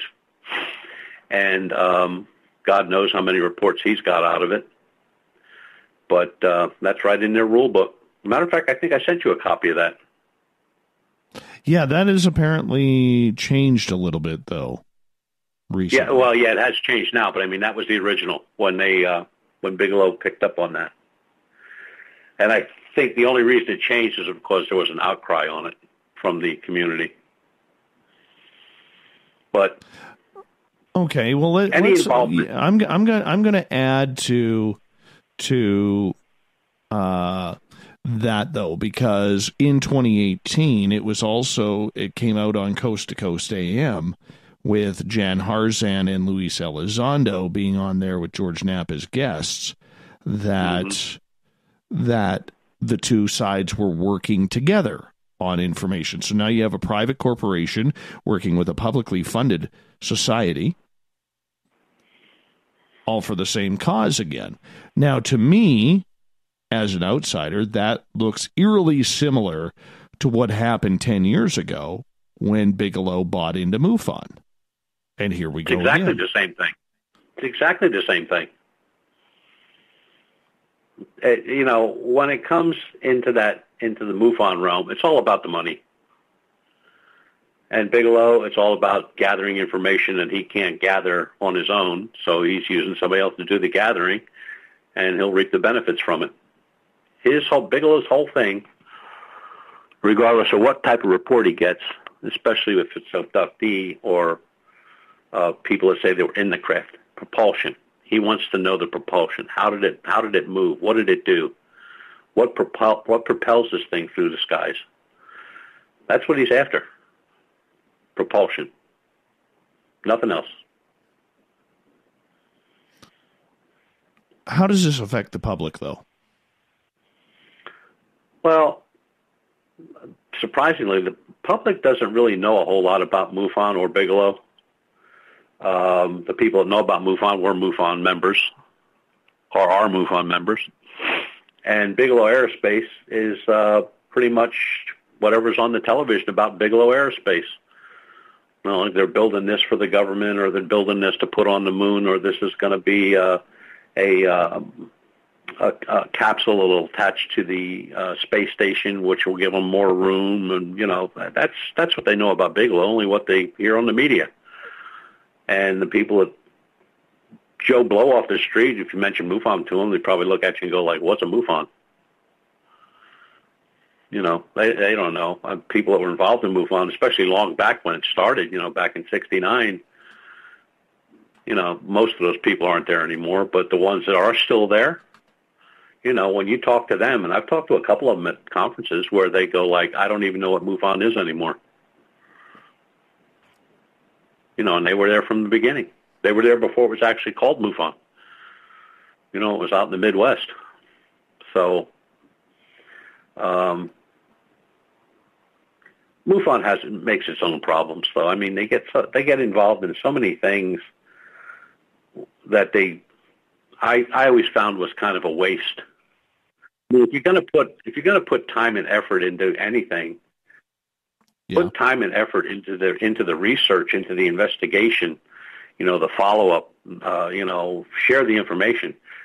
Hey, their rule is you share information with any other group outside of MUFON, you're done. You're out of there. You're finished. Right. And you can't blame them for that. Right. But they want in other words, I guess from my end, or people on my end, where we are not affiliated with that group, we have a lot of information we could share with them. Now, you would think if they were after fact and truth, they'd want to connect with folks out in the field that aren't MUFON to share information. Now, They say that they do. That's not true. That's absolutely not true. I know an long-time investigator that tried to pass some information off to MUFON, and he's still waiting for a call back, and that was a year ago. And he has a good case, and it would match up with a case that they have, that he knows they have. And so they're not pursuing it. Not a big deal. Nothing in it for them. They're not going to share any limelight with anybody. And it's a shame because the follow-ups just aren't there. I mean... Yeah, but that's people, cases. Though. That's people, though. But people love the title. You know what I'm saying? Oh, yeah. People love the title. They don't want to do the work. I mean, I still have a phone call that's, I believe, 5 years into UFO BC that I've never been called on. And I had a black triangle over my house. But that happens a lot. See, that's what I'm trying to get at here. You have where there's information out there, good information, maybe good video, good photographs, multi-witness sighting, good stuff. You can't share it with them because they don't want it. And they may have something that works to your benefit, and they're not going to share it. So they're in a league of their own. They don't have anything to share with me, and I don't have anything to share with them. And if I did, they didn't want it. They wouldn't want it anyway. And they lost a lot of good researchers over that stuff. I mean, it was just crazy. And look, MUFON is what it is. It's society, and give us your money and we'll give you a title. Mm-hmm. Basically, what it is. It's a club. I can see that. Let's move over to Sasquatch here and Bigfoot, because we're going to, in the next half hour, get into more of your bipedal canines and what happened in 2018 there for you guys. And you had a lot of really interesting phone calls come in about that. But in regards to Bigfoot and everything that's going on, what do you think people are seeing out there, Butch? And are people just being more aware in the forest of where these Bigfoot sightings are happening, or are they still quite random happenings that you are figuring out? I think a lot of them are random, but I've said this probably on every show. You can't call everybody a liar. And some of these cases and some of the situations are absolutely a hoax, or they're misidentification. Hell, there was a thing on last year, maybe the year before, where there was this picture floating around the internet, absolute picture of Bigfoot, and some poor guy looks at it and he goes like, wait a minute. He drives down there and he gets out and he shows the exact spot. There's the creature standing there, and it's a log with moss on it. So, a tree stump with moss. And so it's out there. What it is, we don't know, as we don't know with a lot of things. It is what it is. People are seeing something. Now, the ones that interest me the most are not the guy that lives in Brooklyn, New York. Excuse me. The guy lives in Brooklyn, New York, goes out for a walk in the woods, and he sees Bigfoot because he saw something run through the woods. Now, a lot of things run through the woods, some bigger than others. The ones that interest me the most are the guy that's a seasoned hunter, has lived in the woods or lives in the woods all his life. He knows what's out there. And he knows what he's looking at. He knows what a bear looks like. He knows what a moose looks like. He knows what a deer looks like. His story to me is more interesting than the guy from Brooklyn who took a walk in the woods and said he saw something brown, hairy run through the woods. Well, there's a lot of brown, hairy things in the woods. I think I dated one once. But those are the cases that intrigue me the most. The people that are, I'm going to say the woodsy people that live in the woods, are familiar with the woods. They hunt the woods. They're out in the woods all the time. You know, whether they're hunters or not, they're out there. They know what they're doing. They know what's there. They know what it looks like. Those are the ones that I pay more attention to than the guy from Brooklyn or New Jersey. Does the heading into... Actually, it's probably a difficult question to be asking at this point with only about 65 seconds left before we got to go to break. Hell with it, I'll quickly ask it. But does heading into 2019, those personal experiences still matter towards the research to file those reports, Butch? Do they still matter? The lights in the sky on the videos for UFOs, or that blurry image of Bigfoot running through a forest in Pennsylvania, does that matter? Yes, it does. Everything you can gather matters. It all may mean absolutely nothing, may mean everything.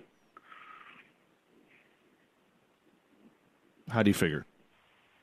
Well, if I get a photograph of, okay, we'll use Bigfoot. If I get a photograph of something big and hairy standing out in the woods, and I do my magic here with all these stupid programs that cost a fortune, and it is what it is. It's a tall, bipedal, whatever, and then I start doing measurements, and the tree he's standing next to is, 12 foot off the ground, where his head is probably at the 8 or 9, 10 foot mark. That ain't a bear. I mean, no. It's just, I use that bear thing because that's what most people come up with. I think I saw a bear, and then they describe it, and you're going like, the hell kind of bear is that? I hear you. You're talking about something that should be very recognizable to pretty much anybody. Bigfoot's all over the world. There's so much stuff out there on Bigfoot. I mean, T-shirts, key fobs, name it. There's everything. They all got his pictures plastered all over the place. They got Butch, I gotta get you to hold on because we're stepping out right now. Hour 3 next. At spacedoutradio.com, we have a little bit of everything for you to stay up late. So while you're there, check out our SOR Newswire, where our team brings you stories of the weird and strange to the WTF from around the globe. News on Bigfoot, UFOs, paranormal, Darwinian-type crime tales. It's the stories that the mainstream media usually won't touch. Well, we got them all on the SOR Newswire, only at spacedoutradio.com. Come hang out with Spaced Out Radio, where we own the night. This is Carl. You can follow Dave on Twitter at Spaced Out Radio, and during the show, use the hashtag Spaced Out Radio to chat with us live. On Instagram, at Dave Scott SOR. On Facebook, give our page a like, Spaced Out Radio Show. SOR archives are free on YouTube at Spaced Out Radio. Come join us, or I will come join you. See you at your window. You're listening to Spaced Out Radio Live with Dave Scott on the Deep Talk Radio Network. The Call of the Wild is in Vancouver. The Moose Vancouver is one of the hottest bars and restaurants in the city. Open until 2 a.m. nightly, the Moose will rock you like a hurricane all night long. Great food with everything on the menu at $6.95 near the corner of Nelson and Granville. Get your horns up and come rock with us. The Moose Vancouver, the official rocking bar of Spaced Out Radio. You know, it's hard being the bad man of ufology, but that's just the way that I like it. This is Chris George Zuger, and I'll be hanging out with Dave Scott and SOR scientist Chris Cogswell for Reality Paranormal, the second Wednesday of every month. And our job is to break it down and come to conclusions as to what is really going on in the supernatural world. I'd love for you to join us right here on Spaced Out Radio. You hear footsteps in the empty room above you. A rocking chair begins rocking by itself. Don't be afraid of the things that go bump in the night. Reach for Spirit Storybox, the iPhone app the Huffington Post UK called the only ghost hunting app you will ever need. Spirit Story Box. The spirits are telling their stories. Are you listening? Find your escape where time has no limits. It's about living today and cherishing the heritage of yesterday. A spirit of adventure for what is new, with the nostalgia of the past. Your timepiece is a reflection of who you are. Life surrounded by beauty from the world around us to the soul within. EscapeWatches.com. There is no time like the present to enjoy your escape. Use promo code SMF2017 for your 20% discount today. The freedom to post what you want, when you want. That's the social media freedom you need. Social Media Freedom is the free app in your app store. No need to worry about going to jail or being shadow banned any longer. It's the freedom to say what you feel. The freedom to know Big Brother isn't watching. It's the way social media is supposed to be. Social Media Freedom. It's time to set yourself free. Download from your app store today. Looking for a place to advertise at a very reasonable cost? Look no further than Spaced Out Radio. SpacedOutRadio.com has an advertising tab that you can click to check out our daily, weekly, and monthly packages to play on the radio, or our website including social media. From commercial spots to banners, we have it all. Check out our competitive pricing today. On the first Tuesday of every month, I encourage you to come along for a journey with me, Geraldine Orozco, on The Spiritual You. Together, we will take a look at how to access the highest expression of yourself and change your life. Consciousness, ET contact, health, and wellness, we can talk about it all. So come along for a spiritual ride with me, Geraldine Orozco, on The Spiritual You, only on Spaced Out Radio. Do you want to know what's really going on in your world? Do you have questions about who you can trust in the mainstream media? Then look no further than the Rebel Planet. Come get the straight answers right here at spacedoutradio.com. Join me, Jamie Sexton, creator of Rebel Planet News, as I fill you in on the stories behind the stories. All you truth seekers, be sure to tune in to Rebel Planet on spacedoutradio.com the third Thursday of every month.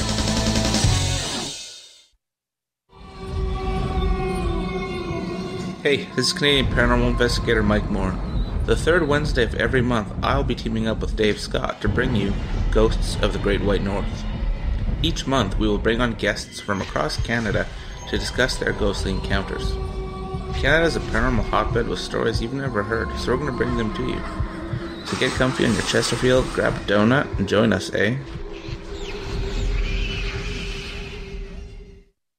So, you love talk radio? Then you'll love TalkStreamLive.com. TalkStream Live is always on, 24/7, with the best streaming talk shows. Find your favorite talkers and discover some new ones. It's free, readily available online or on mobile with any smartphone or tablet. Finding your favorite talk shows all in one place has gotten a whole lot easier. Just go to TalkStreamLive.com. Be sure to download the free apps from Google Play or the iTunes App Store. Get your horns up with me on Spaced Out Radio. This is Ron Bumblefoot Thal. Come tune in to SOR where you can hear me rock out with Little Brother Is Watching, the official theme song of Spaced Out Radio. And then come on over to bumblefoot.com where you can find out about my tour schedule, my music, and everything else. Bumblefoot.com keeps you up to date on what I'm doing and the best way to stay in touch with my music and music camps. Sign up for my newsletter at bumblefoot.com and remember, Little Brother Is Watching. Visit purpleplates.com today. For over 40 years, the Purple Energy Plates have been delivering amazing results for their many customers. Inspired by the great genius Nikola Tesla, the harmony, healing, and energetic effects of the plates have proven over and over to be beneficial and often miraculous to thousands of customers. Check their site for daily specials and choose from their many energy products. You won't be sorry.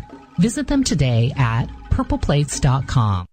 We are getting ready to relaunch the SOR Space Travelers Club at spacedoutradio.com. For $5 a month, you can join us for a plethora of features found nowhere else. Hang out in a private chat room during the show and after party. You can check out some exclusive content and a store specifically for you. as well as a private listener forum where you can post your thoughts, stories, and pictures. The SOR Space Travelers Club, coming soon to spacedoutradio.com. Would you like to connect with us? Head to spacedoutradio.com for all your latest show info. Now, back to Dave Scott and SOR. Welcome back to the third and final hour of Spaced Out Radio. Tonight, I am your host, Dave Scott. Thank you so much for being with us. Tomorrow night on the show, Ian Holt is back for his final appearance of 2018, looking into everything weird, strange, and entertainment. We get going at 9:06 Pacific, 12:06 a.m. at spacedoutradio.com. Hi to everyone listening in on the SOR Radio Network and Deep Talk Radio. Remember, all of our archives are free at youtube.com/spacedoutradio. Just do old Davey the favor. Hit that subscribe button. Bill Cardwell has set the password for tonight in the SOR Space Travelers Club. Vespertilionine. Vespertilionine is your password. It's probably Vespertilionine. Probably that one. But Bill sets a password each and every night right here on the mighty SOR. Our website is spacedoutradio.com, where we have a plethora of features for you. You can rock out to Bumblefoot, soon shop at our brand new store, read up on Captain Shirk's SOR Newswire, and so much more.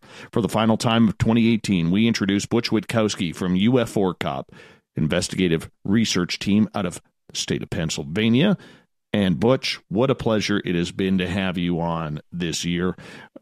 Hard to believe. Last show of 2018 with you, and you'll be back on Monday, January 28th, my friend. Yep. I'm ready. Yeah, me too. Me too. Before we know it, it'll be there, and we're going to be like, can you believe how fast that went? How fast that went, starting a brand new year. Butch, I want to get into the bipedal canine here. This has been a hot button topic for you throughout the last couple of years that we have been having you on as a repeat guest on this show. How was 2018 for bipedal canine sightings? Up. We've gotten... now we're up to, I believe, 58 reports total. And one that just came in, I didn't mark it as a 59 yet for the year because we just really got it. But whatever's out there doesn't change. I mean, I can honestly say we don't have one report that describes it any different from the first report. They're all the same. Same description, pretty much the same, as a matter of fact, absolutely the same area in the Lichen Loop, which is central Pennsylvania, in the same wooded areas, same forests. So hopefully, with the expeditions we got planned coming up, that we'll get our shot. I only want to get the SOB on Fleur. That's all I want to do. I don't want to talk to him. I don't want to have him sit down for lunch, take him to a movie or anything. I just want to get him on Fleur. Once I have him on Fleur, then at least we can say, okay, that's out there. There it is. That's what it looks like. There's the heat signature. It is what it is. How close do you think you got in 2018 to making that actually happen? Close. Like when you say close, define that. When I say close, if we would have been there probably an hour earlier to the location we were headed, good chance we probably would have been right there when it happened, when the sighting took place. We were an hour short. So it has kind of changed our expedition mode. Instead of going out like the day before and, staying a couple days, we're going to, the expeditions now are going to be 7 days out. And more people covering much broader area and more trap cameras, more electronic equipment to try to lure in what we think is out there. But the sightings, it seems like it was always bold. It was never a timid creature. I mean, it would show itself, had no problem there. But, now it's actually following people, so, which is not a good thing, I guess. But that's the only difference in its mode of operation, to speak, where it would just stand and stare. Now it follows. It has come within a few feet of people already, which that's a little different because it was always a kind of a standoff thing where, there may be 100 yards between you or 50 yards between you. Now it's, in one case, it was just a matter of a few feet. So can you tell us that story again? Well, the gentleman was taking his shotgun for a walk, going after some birds in a swampy area in central Pennsylvania, in a state park, but there's a swamp there. And he was walking by some mountain laurel, and he just had this feeling he was being watched. And he looked around. He didn't really see anything. So he went on a little bit, and it really got bad. I mean, he really had some bad feelings about what was going on at that particular time. And he started looking around, and there was a slight hill to his right off the path where he was standing, swamp being on his left. And mountain laurel really doesn't have any type of foliage till it comes off the ground a bit. And that's where he saw what he thought was like, well, the first thing he thought was it was a dog standing there. And he could see the hock legs, but they were big. So he got a little worried. So he kind of started looking up, and when he got up to the mountain laurel, past the foliage above the mountain laurel, he saw the creature from the chest up, standing there just staring down at him. Now, his first inclination, he says, was to shoot and run. But like every encounter that we've had, these folks have a feeling, if they are armed, not to shoot, because if they do, it's going to get real bad real quick, and they're not going to survive it. The way this thing is built, you'd never outrun it. And he started backing up to get back to his truck, and it kept its eyes on him. Just as he walked, it watched. And as he was driving away, and he was still keeping his eyes on it, it was still watching him. That was a little weird. The one that was even weirder than that was a state park ranger, armed with his buddy, going to look at a new walking trail that was being put in the state game land. It was just kind of like a loop. You walked. What they did was they made a walking path that went down. I think the whole thing was like a mile. You went down, and it kind of made a loop and came around. It really just took you through the woods, and just a nice park area, just a place for a nice walk. And he and his buddy went down to see how the construction was coming along, and it was a little more than half done. And as I started to walk, they parked the truck in a parking area that was dug out, where people were it was going to be a parking lot, but right now it's just a dugout in the side of the hill. And they pulled up there and parked, and they walked up a few steps and got onto this path. And as they're walking down the path, he heard something walking to his right behind them. He turned around, he looked, he didn't see anything, and he figured it could have been a bear, could have been a deer, could have been anything walking behind them. But when they stopped, it would stop. So he had his handgun and wasn't really paying a whole lot of attention to it. And they get down to the end, and they look around, and, whatever was behind them, they didn't hear anymore. So they turned around and started to walk back toward the truck, and now it's on that side. It's still on his right-hand side, following both of them. So they picked up their step a little bit, and it picked up its step. So as they got about a quarter of a way to where they were going to get back onto that parking area, he stops and turns around, and there it stands in the middle of the path, right behind them. And he describes it. It's the exact description of everything we've had. 8 foot, 10 foot tall, large wolf head, short pointed ears, broad-shouldered, muscular, arms with hands, claws, hawk legs, thin-waisted, massive chest, big thighs, glowing yellow eyes, just staring at him.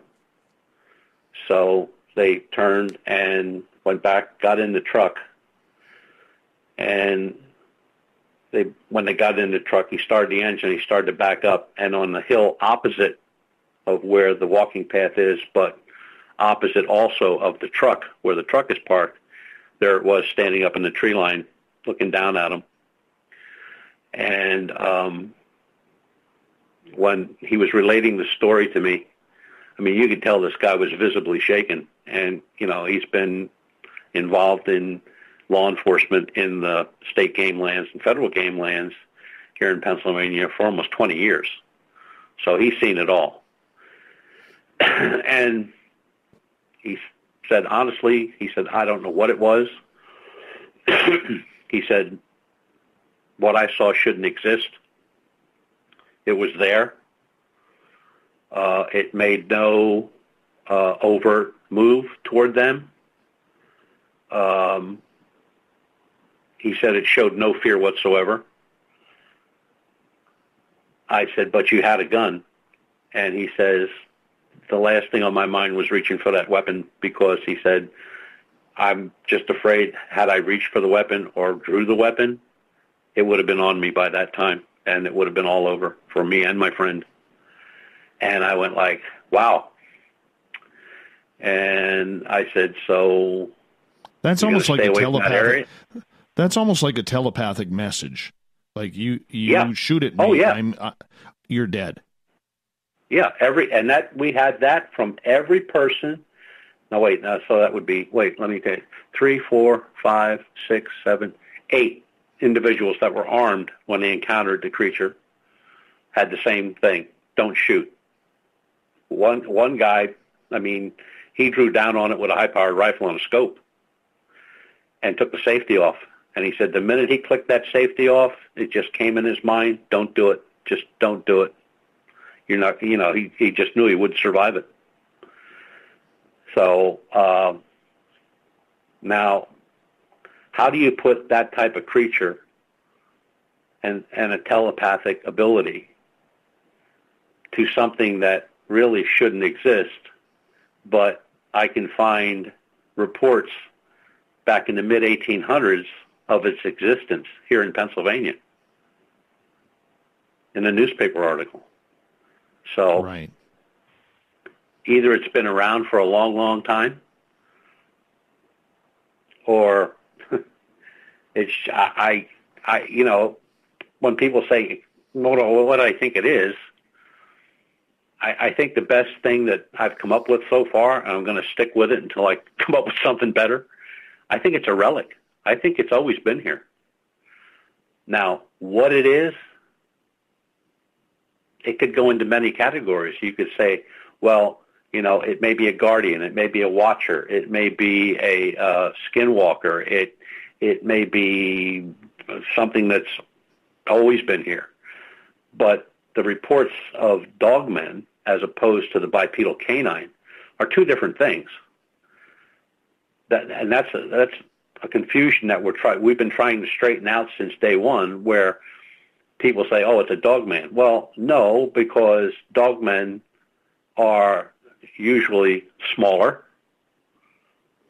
don't stay on they don't stay bipedal. They drop to all fours and run. They have long, bushy tails. They have different colored coats. They look more like a dog. Some have floppy ears. Some are multicolored, where this creature is always very dark brown or black. The glowing yellow eyes is another thing that's exactly the same in every report. But when you think about it, wolves have glowing yellow eyes. So are you dealing with an actual animal? Are you dealing with something that is maybe not of this realm? Now, we've never had a report where it has appeared and disappeared, like it's here and then it's gone. No, it's there, it stays there and watches till you're gone. Another encounter was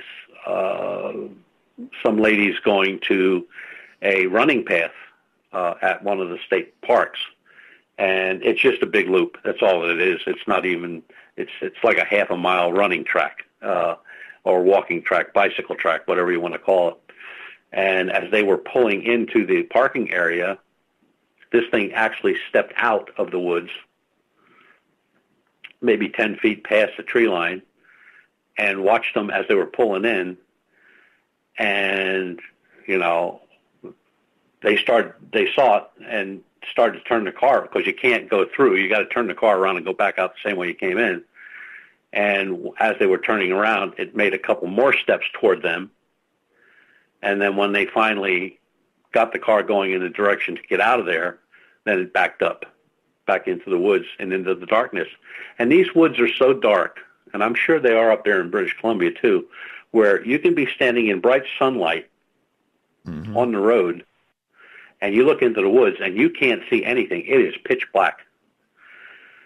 And so we've had encounters where campers had the feeling of being watched and saw movement, behind trees or near trees, or actually walking through the campground. So, but I that's the best I can come up with, that it's a relic.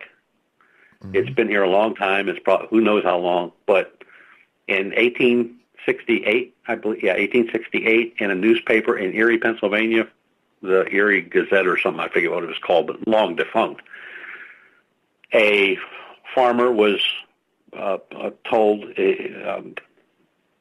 relayed a story to the newspaper, backed up by the constable, the police at that time, where something was attacking his sheep, and he went out looking for it with a gun, and he saw it. He couldn't shoot. Now, this is 1868. He couldn't shoot.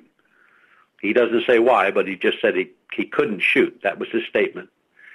And then he goes on to describe exactly what we have today.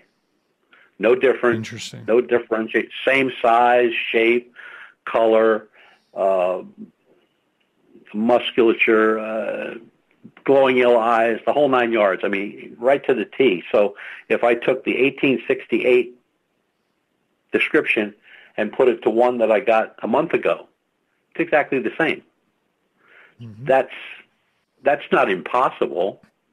That just tells me that this thing is out there, whatever it is. Now, does it have a lair? It could. I mean, our state is loaded with caves. We have caves everywhere. Old mine shafts, old mines. We have abandoned towns all over the state, abandoned factories. I mean, there's a lot of places something like that could put up, but we haven't seen, we've had reports where it was seen eating roadkill. So if it's eating, I would say that it wouldn't be something that would not live on this earth, that it would transport back and forth. Why would it need to eat? And we've had 2 sightings where the creature was down eating. We have 1 report which took place here in Berks County, where I live, on Neversink Mountain, where a guy's going home from work. He actually left work a little early because his boss wanted to make a drop off bank deposit. So he kind of took a shortcut home around the mountain, And this thing ran out of the woods and tried to grab the door handle on the vehicle as he drove by when he slowed up to see what it was. So we've had some overt action where they tried to get to you, or what you were in, out in the ground where it's one-on-one or standing. We only have one sighting where, we only have one sighting where a person got to watch this creature for approximately 10 minutes on a bright moonlit night. It was one of the brightest moonlit lights we had here in Pennsylvania, and that was verified while it stood at a pond on their property, looking into the water. It just stood there staring into the water. So I guess my first inclination with that was, why was it staring in the water? Well, maybe it never saw itself. Maybe it's just one. But that area that we're covering is thousands and thousands and tens of thousands of acres of woods. So I think there's more than one, but I can't prove that because these sightings are so close. Right. For me to go from one sighting to another, I may have to drive 20, 25 minutes would be the closest. This thing, the way it's built, could cover that mileage through the woods in a matter of minutes. Goodness. I mean, it's just... And the thing that bothers me, I guess, the most is I never did anything like this. Never did I ever have any kind of cryptozoology report come to me.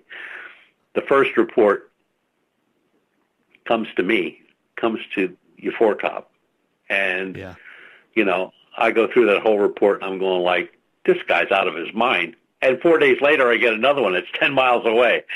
Somebody else. So I'm like, give me a break. Well, please. It makes for an interesting 2019. Butch, we only got about 1 minute left with you. Tonight has flown by.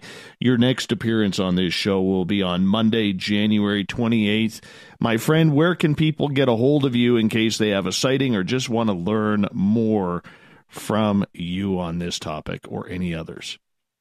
They can contact us through the website, uforcop.com. That's UFORCOP.com.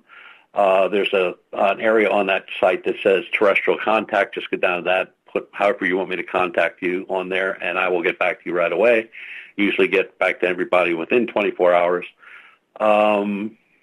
Facebook under Butch Witkowski, or Facebook under UFORCOP, or Facebook under UFO Research Center Pennsylvania, or JAAR Magazine, the Journal for Abduction Research. I answer my mail religiously. I have one computer set up here. It just does nothing but take information. And appreciate that, buddy. Butch, thank you so much. That's how they can get you. Thanks, buddy. I really appreciate a good year with you, and we will talk to you in 2019. Be looking forward to it, my friend. Coming up next, we got Olaf Phillips and the SOR Newswire. Stay tuned.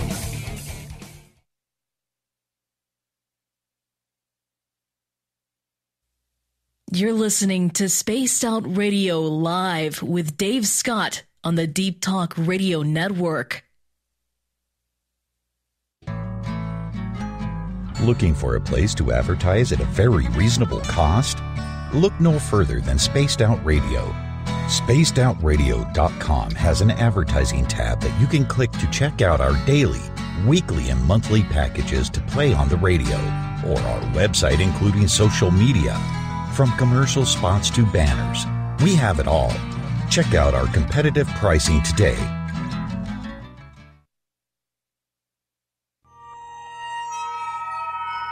You hear footsteps in the empty room above you.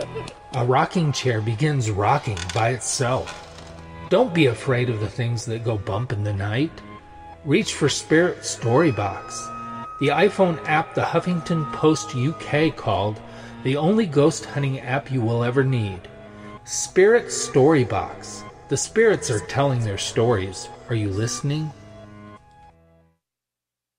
Heading to Vancouver and looking for a night on the town? The Moose Vancouver is the bar that never stops rocking until 2 a.m. every night. The Moose has great food with everything on the menu from $6.95 to $8.95. Fantastic, vibrant staff and rock and roll that will bring you back to when the music was real, the hair was long, and the guitars were rockin'. Get your party on at the Moose, Vancouver, the official party bar of Spaced Out Radio. Are you intrigued by Paranormal Talk Radio? You'll love the new Paranormal Radio app from TalkStream Live. You'll find a great selection of talk shows covering UFOs, ghosts, strange phenomena, and much more. Download the Paranormal Radio app now and start listening to the very best in paranormal talk entertainment, including the network you're listening to right now, the Paranormal Radio app, free in Google Play and the iOS App Store. Are you tired of being blocked, shadow banned, or placed in jail for simply posting your thoughts on social media? Social media freedom can take care of that for you. Social media freedom is the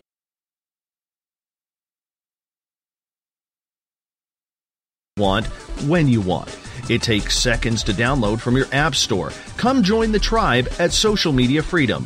It's time to set yourself free. Visit purpleplates.com today. For over 40 years, the Purple Energy Plates have been delivering amazing results for their many customers. Inspired by the great genius Nikola Tesla, the harmony, healing, and energetic effects of the plates have proven over and over to be beneficial and often miraculous to thousands of customers. Check their site for daily specials and choose from their many energy products. You won't be sorry. Visit them today at purpleplates.com. You know, it's hard being the bad man of ufology, but that's just the way that I like it. This is Chris George Zuger, and I'll be hanging out with Dave Scott and SOR scientist Chris Cogswell for Reality Paranormal, the second Wednesday of every month. And our job is to break it down and come to conclusions as to what is really going on in the supernatural world. I'd love for you to join us right here on Spaced Out Radio. A timepiece is a reflection of who you are, and what better way to show off the real you than with an Escape watch? Escape is a lifestyle brand accessorizing your days and nights. Choose to escape and create the life of discovery that you deserve. Dream, play, unite with your own personalized Escape watch. Head to escapewatches.com. There is no time like the present to enjoy your escape. Use promo code SMF2017 for your 20% discount today. So, you love talk radio? Then you'll love TalkStreamLive.com. TalkStream Live is always on, 24/7, with the best streaming talk shows. Find your favorite talkers and discover some new ones. It's free, readily available online or on mobile with any smartphone or tablet. Finding your favorite talk shows all in one place has gotten a whole lot easier. Just go to TalkStreamLive.com. Be sure to download the free apps from Google Play or the iTunes App Store. Hi there, this is Geraldine Orozco from San Francisco's Bay Area Meditation. I invite you to join me the first Tuesday of every month with Dave Scott for Spaced Out Radio's The Spiritual You. In this fast-paced world we live in, it's time for you to take some time for you. We'll cover every possible subject from powerful meditation to healing techniques to your own intuition and spirituality. So come join us for The Spiritual You.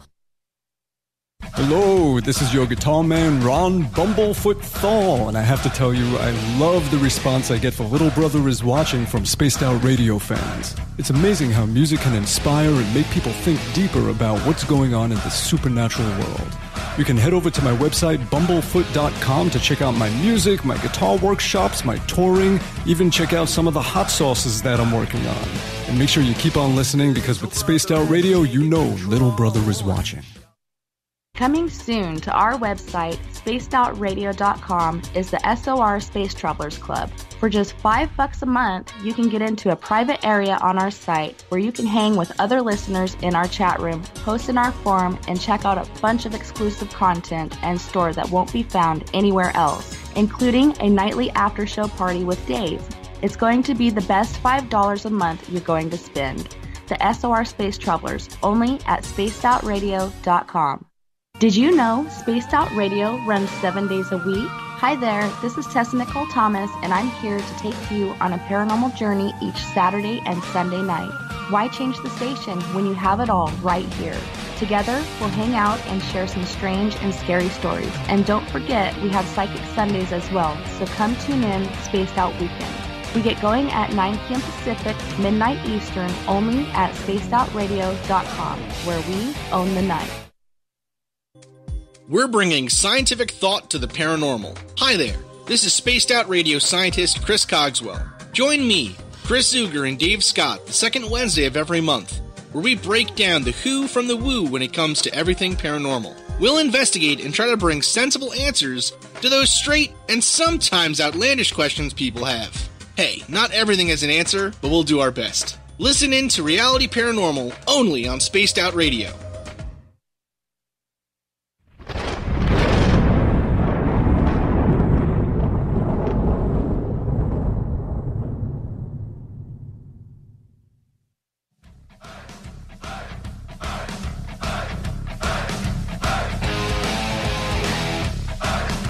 We've rounded third. We are heading for home tonight on Spaced Out Radio, which means we bring you the SOR Newswire. We've given Olaf Phillips a night off because, well, it's a busy week after Christmas. So I'm going to do your news for you, if you don't mind.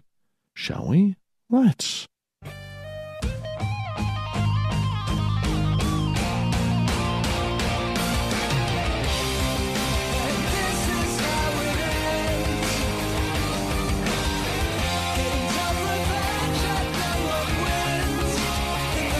The news is always changing, which is why we bring you the SOR Newswire each and every night, the back end of the show, where we get to the weird, the wacky, the WTF of the news around the world. And yes, there is some weird stuff going on around this planet that we live on. You know, do you remember like that how can we put it, that 90s, or was it an 80s movie called Flatliners? Do you remember that? Well, imagine that scientists are finally getting to the point where they are figuring out that the human brain is still functioning after death. Meaning, you know you're dead, but it's like shutting down. This had always been thought of whether or not it was true or not, but scientists have apparently discovered that for a number of seconds after the heart stops, brain activity continues.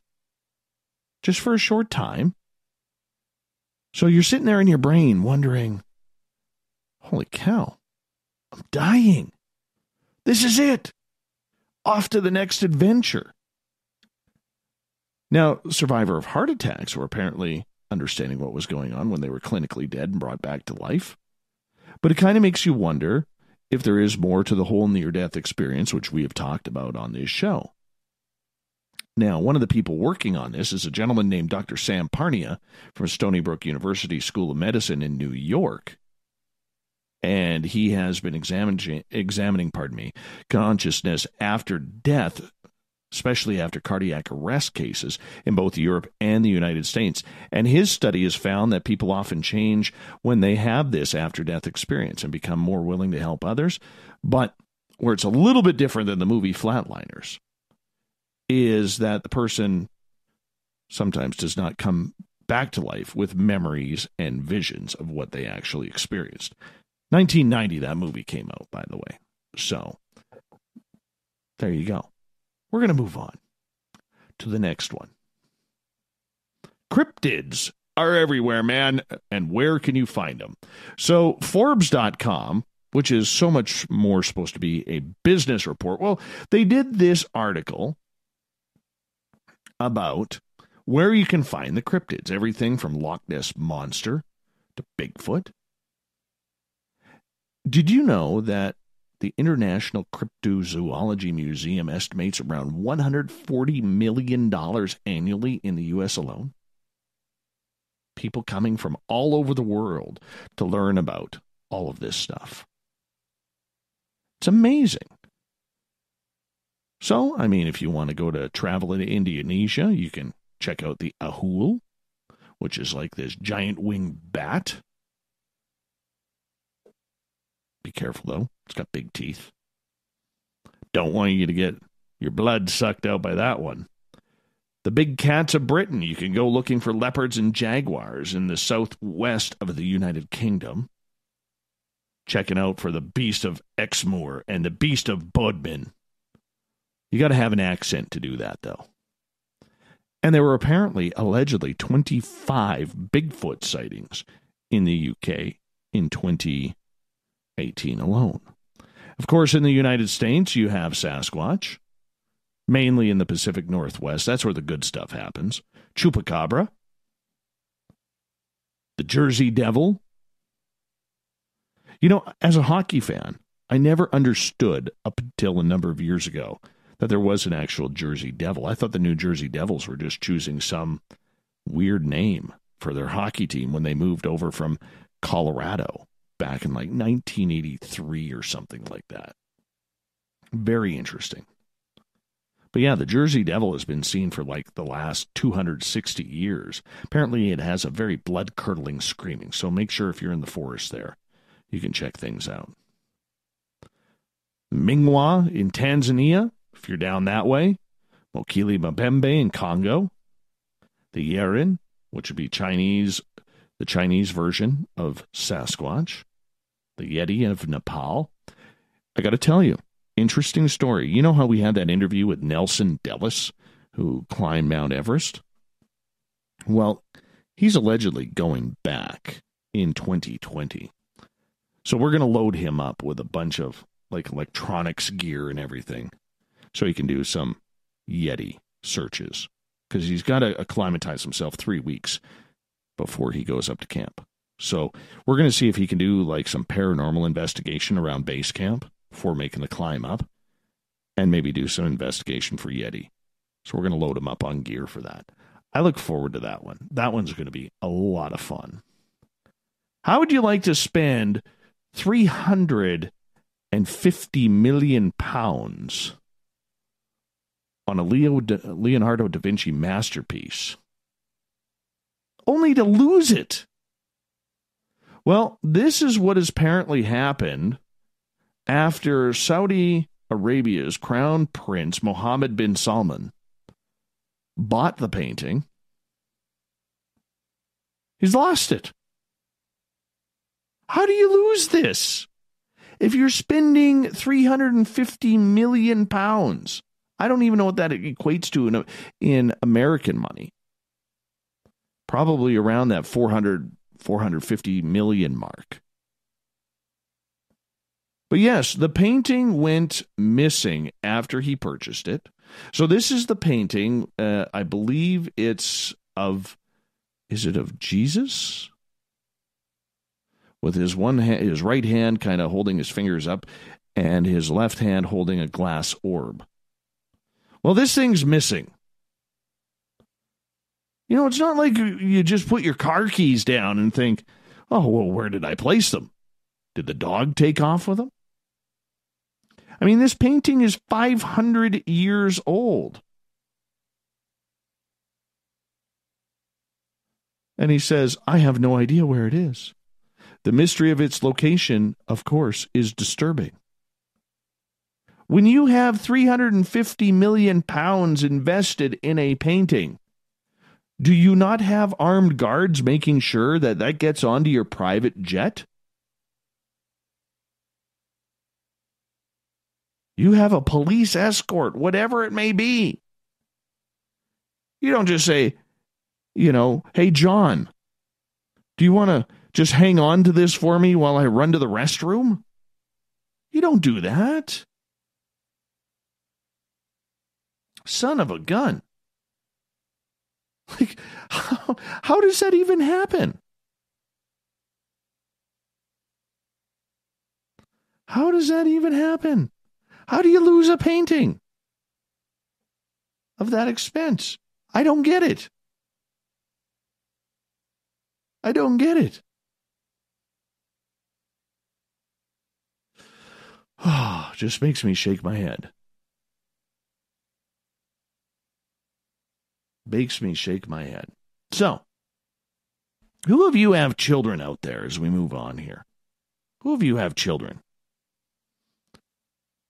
Well, apparently there has been a study out there that children who have imaginary friends, well, that may not be the case. So there's a study out there going on right now about children who are having these invisible friends that maybe, just maybe, that those invisible friends are actual ghosts of dead people. There's interesting stories along here of these children that are like 3 years old, of people who are really pushing it to the limits to try and find out whether or not the children are actually just making things up or if they are actually seeing dead people. Now, we all know that children have a very wild imagination. Hell, I got a 5-year-old. Some of the things that he really doesn't talk about it. He doesn't, talk about an imaginary friend. He did it once. Said that it was a little girl that lived over at the neighbor's house. But a lot of these children are coming up with stories that seem very, very real. It kind of makes you wonder. Now, Dr. Stephen Westgarth of the Royal College of Psychiatrists, a consultant child psychiatrist for Medical Center of Child Psychiatry in the UK, says, this is all normal for a child's mind as they grow. Says children's imaginative worlds are limitless and don't contain the same social and physical rules of the adult world. So he says there's really nothing to it. However, some of the details that parents are giving say, I'm not putting money on that. I'm just not putting money on that. So what do you think? What do you think? Do you think that there is children who are actually talking to dead people and they're not really imaginary friends? Are children, if you go by the psychic world, really up until the age of 7, still connected to the other side? That seems to be the foregone conclusion by the non-scientific community. I don't know. This one's tough to believe, to really delve into. I think there is something there. I think that there is something that children do see weird things. I see it in my own son. Like I said, he's 5 years old. I mean, you guys remember me telling that story where him and I saw those lights. And then like a couple minutes later, he broke down crying and said, "Daddy, I don't want you to die. You're going to die soon." Well, thank goodness soon hasn't been yet, because that would really suck. But it makes you wonder. I think kids see more because, like the study says, they haven't been inundated with social practices of today. What do you think? All right. Got to get to the Florida story. Because we can't have a news night without a story from Florida. So, this one actually happened about a week ago. But we haven't got it on the air yet. This is very, very impressive. A 400-pound female hog was captured by a team of dogs and trappers in Palm Bay, Florida, after it decided to go for a sprint along some of the busy intersections in the community. Apparently, the sow,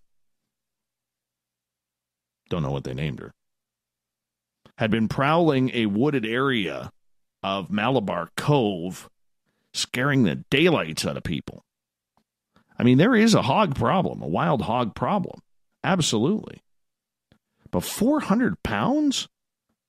That's a big girl. That's a lot of bacon. A lot of bacon. Well, the police got their hog.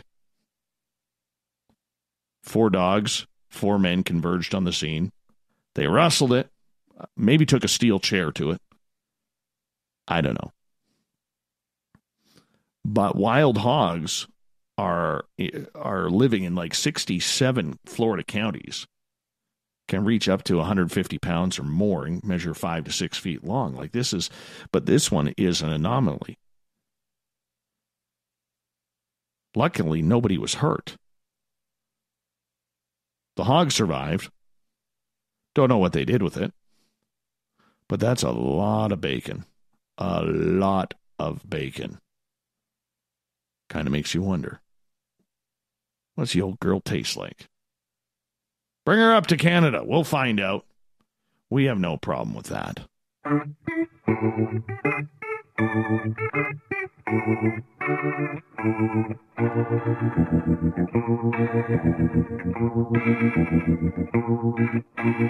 Thought of the Day happens every night at this time, where we ask a question on our Twitter and Facebook pages, then read your responses on the air. Why? Because we love the audience participation around here. So, today's Thought of the Day is as follows. What's the most important paranormal, UFO, or crypto story of 2018? Well, let's get to it, shall we? My personal opinion, I believe that it is the fact that the mainstream media finally took these stories seriously and continue to do so. I think that was a major, major step forward for everybody in the paranormal community.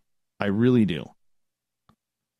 When you have the mainstream media not making fun of these stories as they normally have, that's a huge step forward. To me, that's the most important story of 2018. And we'll get into that tomorrow night with Ian Holt as well, and probably on the round table on Friday. Let's see what you said. Marla, the Paradise Centurions. Don't know what that's about. Chris Cogswell, our resident scientist. The return of BS stories and people from the past.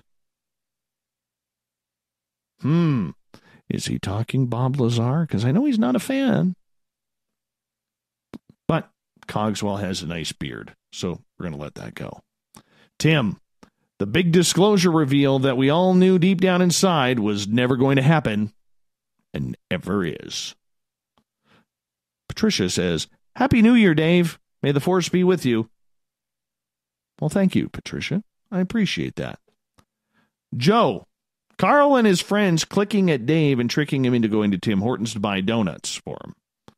I didn't buy donuts for them. I bought one donut, man. One donut. It was a good ice cap, too. That actually happened in October of 2017. You're a year behind, Joe. A year behind. But we'll still accept that. We'll still accept it. Rich Giordano. If you mean important as in had meaning, then the only one story would have been the New York Times talking about UFOs. Never has ufology meant so much to so few, but got the attention of millions in a serious manner. And Goofon was born. We'll give him a thumbs up. Jackie Chin, the pyramid object over the Pentagon. I don't recall seeing that. Gail, doggone it. I have read just about every news story pertaining to these subjects for the whole year, and to the paranormal community's disappointment, there really isn't any story with substance to it. There's lots and lots of talk, conferences, opinion, and just plain old blathering, but nothing in the way of evidence. I think it was a paper tiger year, and we all were expecting so much more. Kelly, Oumuamua. Amazing story, yes. The fact that they, the media and scientific community, keep bringing it up. The other amazing fact is the media is taking it seriously. Could it be just a rock? Of course. However, when you have scientists taking wild guesses as to what it could be, to me that kind of overshadows Oumuamua itself in my book. Let's see. Andrew. He's addicted to gnomes as well. There's always going to be a conspiracy that will always take to the next level. I wonder what all the people on a certain political side are going to do in 2019 to wind up being their fault anyways. Penman is all about Oumuamua. And the fact, Michael also says, the story could be you, Dave, a.k.a. Spaced Out Radio, entering the real broadcast radio in a larger way and leading into 2019. He goes, however, as a listener, I might be a bit biased. We'll give you that one. Graham, pilots report a UFO. It was 2018 and it was over Alaska. It is a useful thing to note. Professional pilots reported these sightings. We got into that with Butch, for sure. Bart L. The Bart L. Christmas Woo-tacular. Oh. Don't know about that one, but we'll accept it for today. Tomorrow night on the show, we have Ian Holt coming on. We're going to talk everything about the year in music, movies, horror, paranormal. Love it when Ian's on. Come join us, 9:06 Pacific, 12:06 a.m. Eastern at spacedoutradio.com. Big thank you to Butch Witkowski for coming on with Strange Days. Butch is here the final Monday of every month, and he'll be back on January 28th.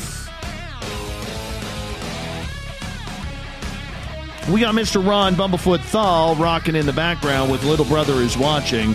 Bumblefoot is the official music of Spaced Out Radio, rocking us in and out of every single show. Get your horns up for the guitar god himself. Special thank you to all of you listening in at work, in your cars, at home, wherever you may be. Special thank you, everybody in the chat rooms and on Twitter at hashtag Spaced Out Radio. Thanks for making my night. Thanks for your great comments and hanging on out with us as we start to close down 2018. Because together, my friends, we own the night. I will talk to you in 21 hours from now. Mr. Bumblefoot, we need a favor.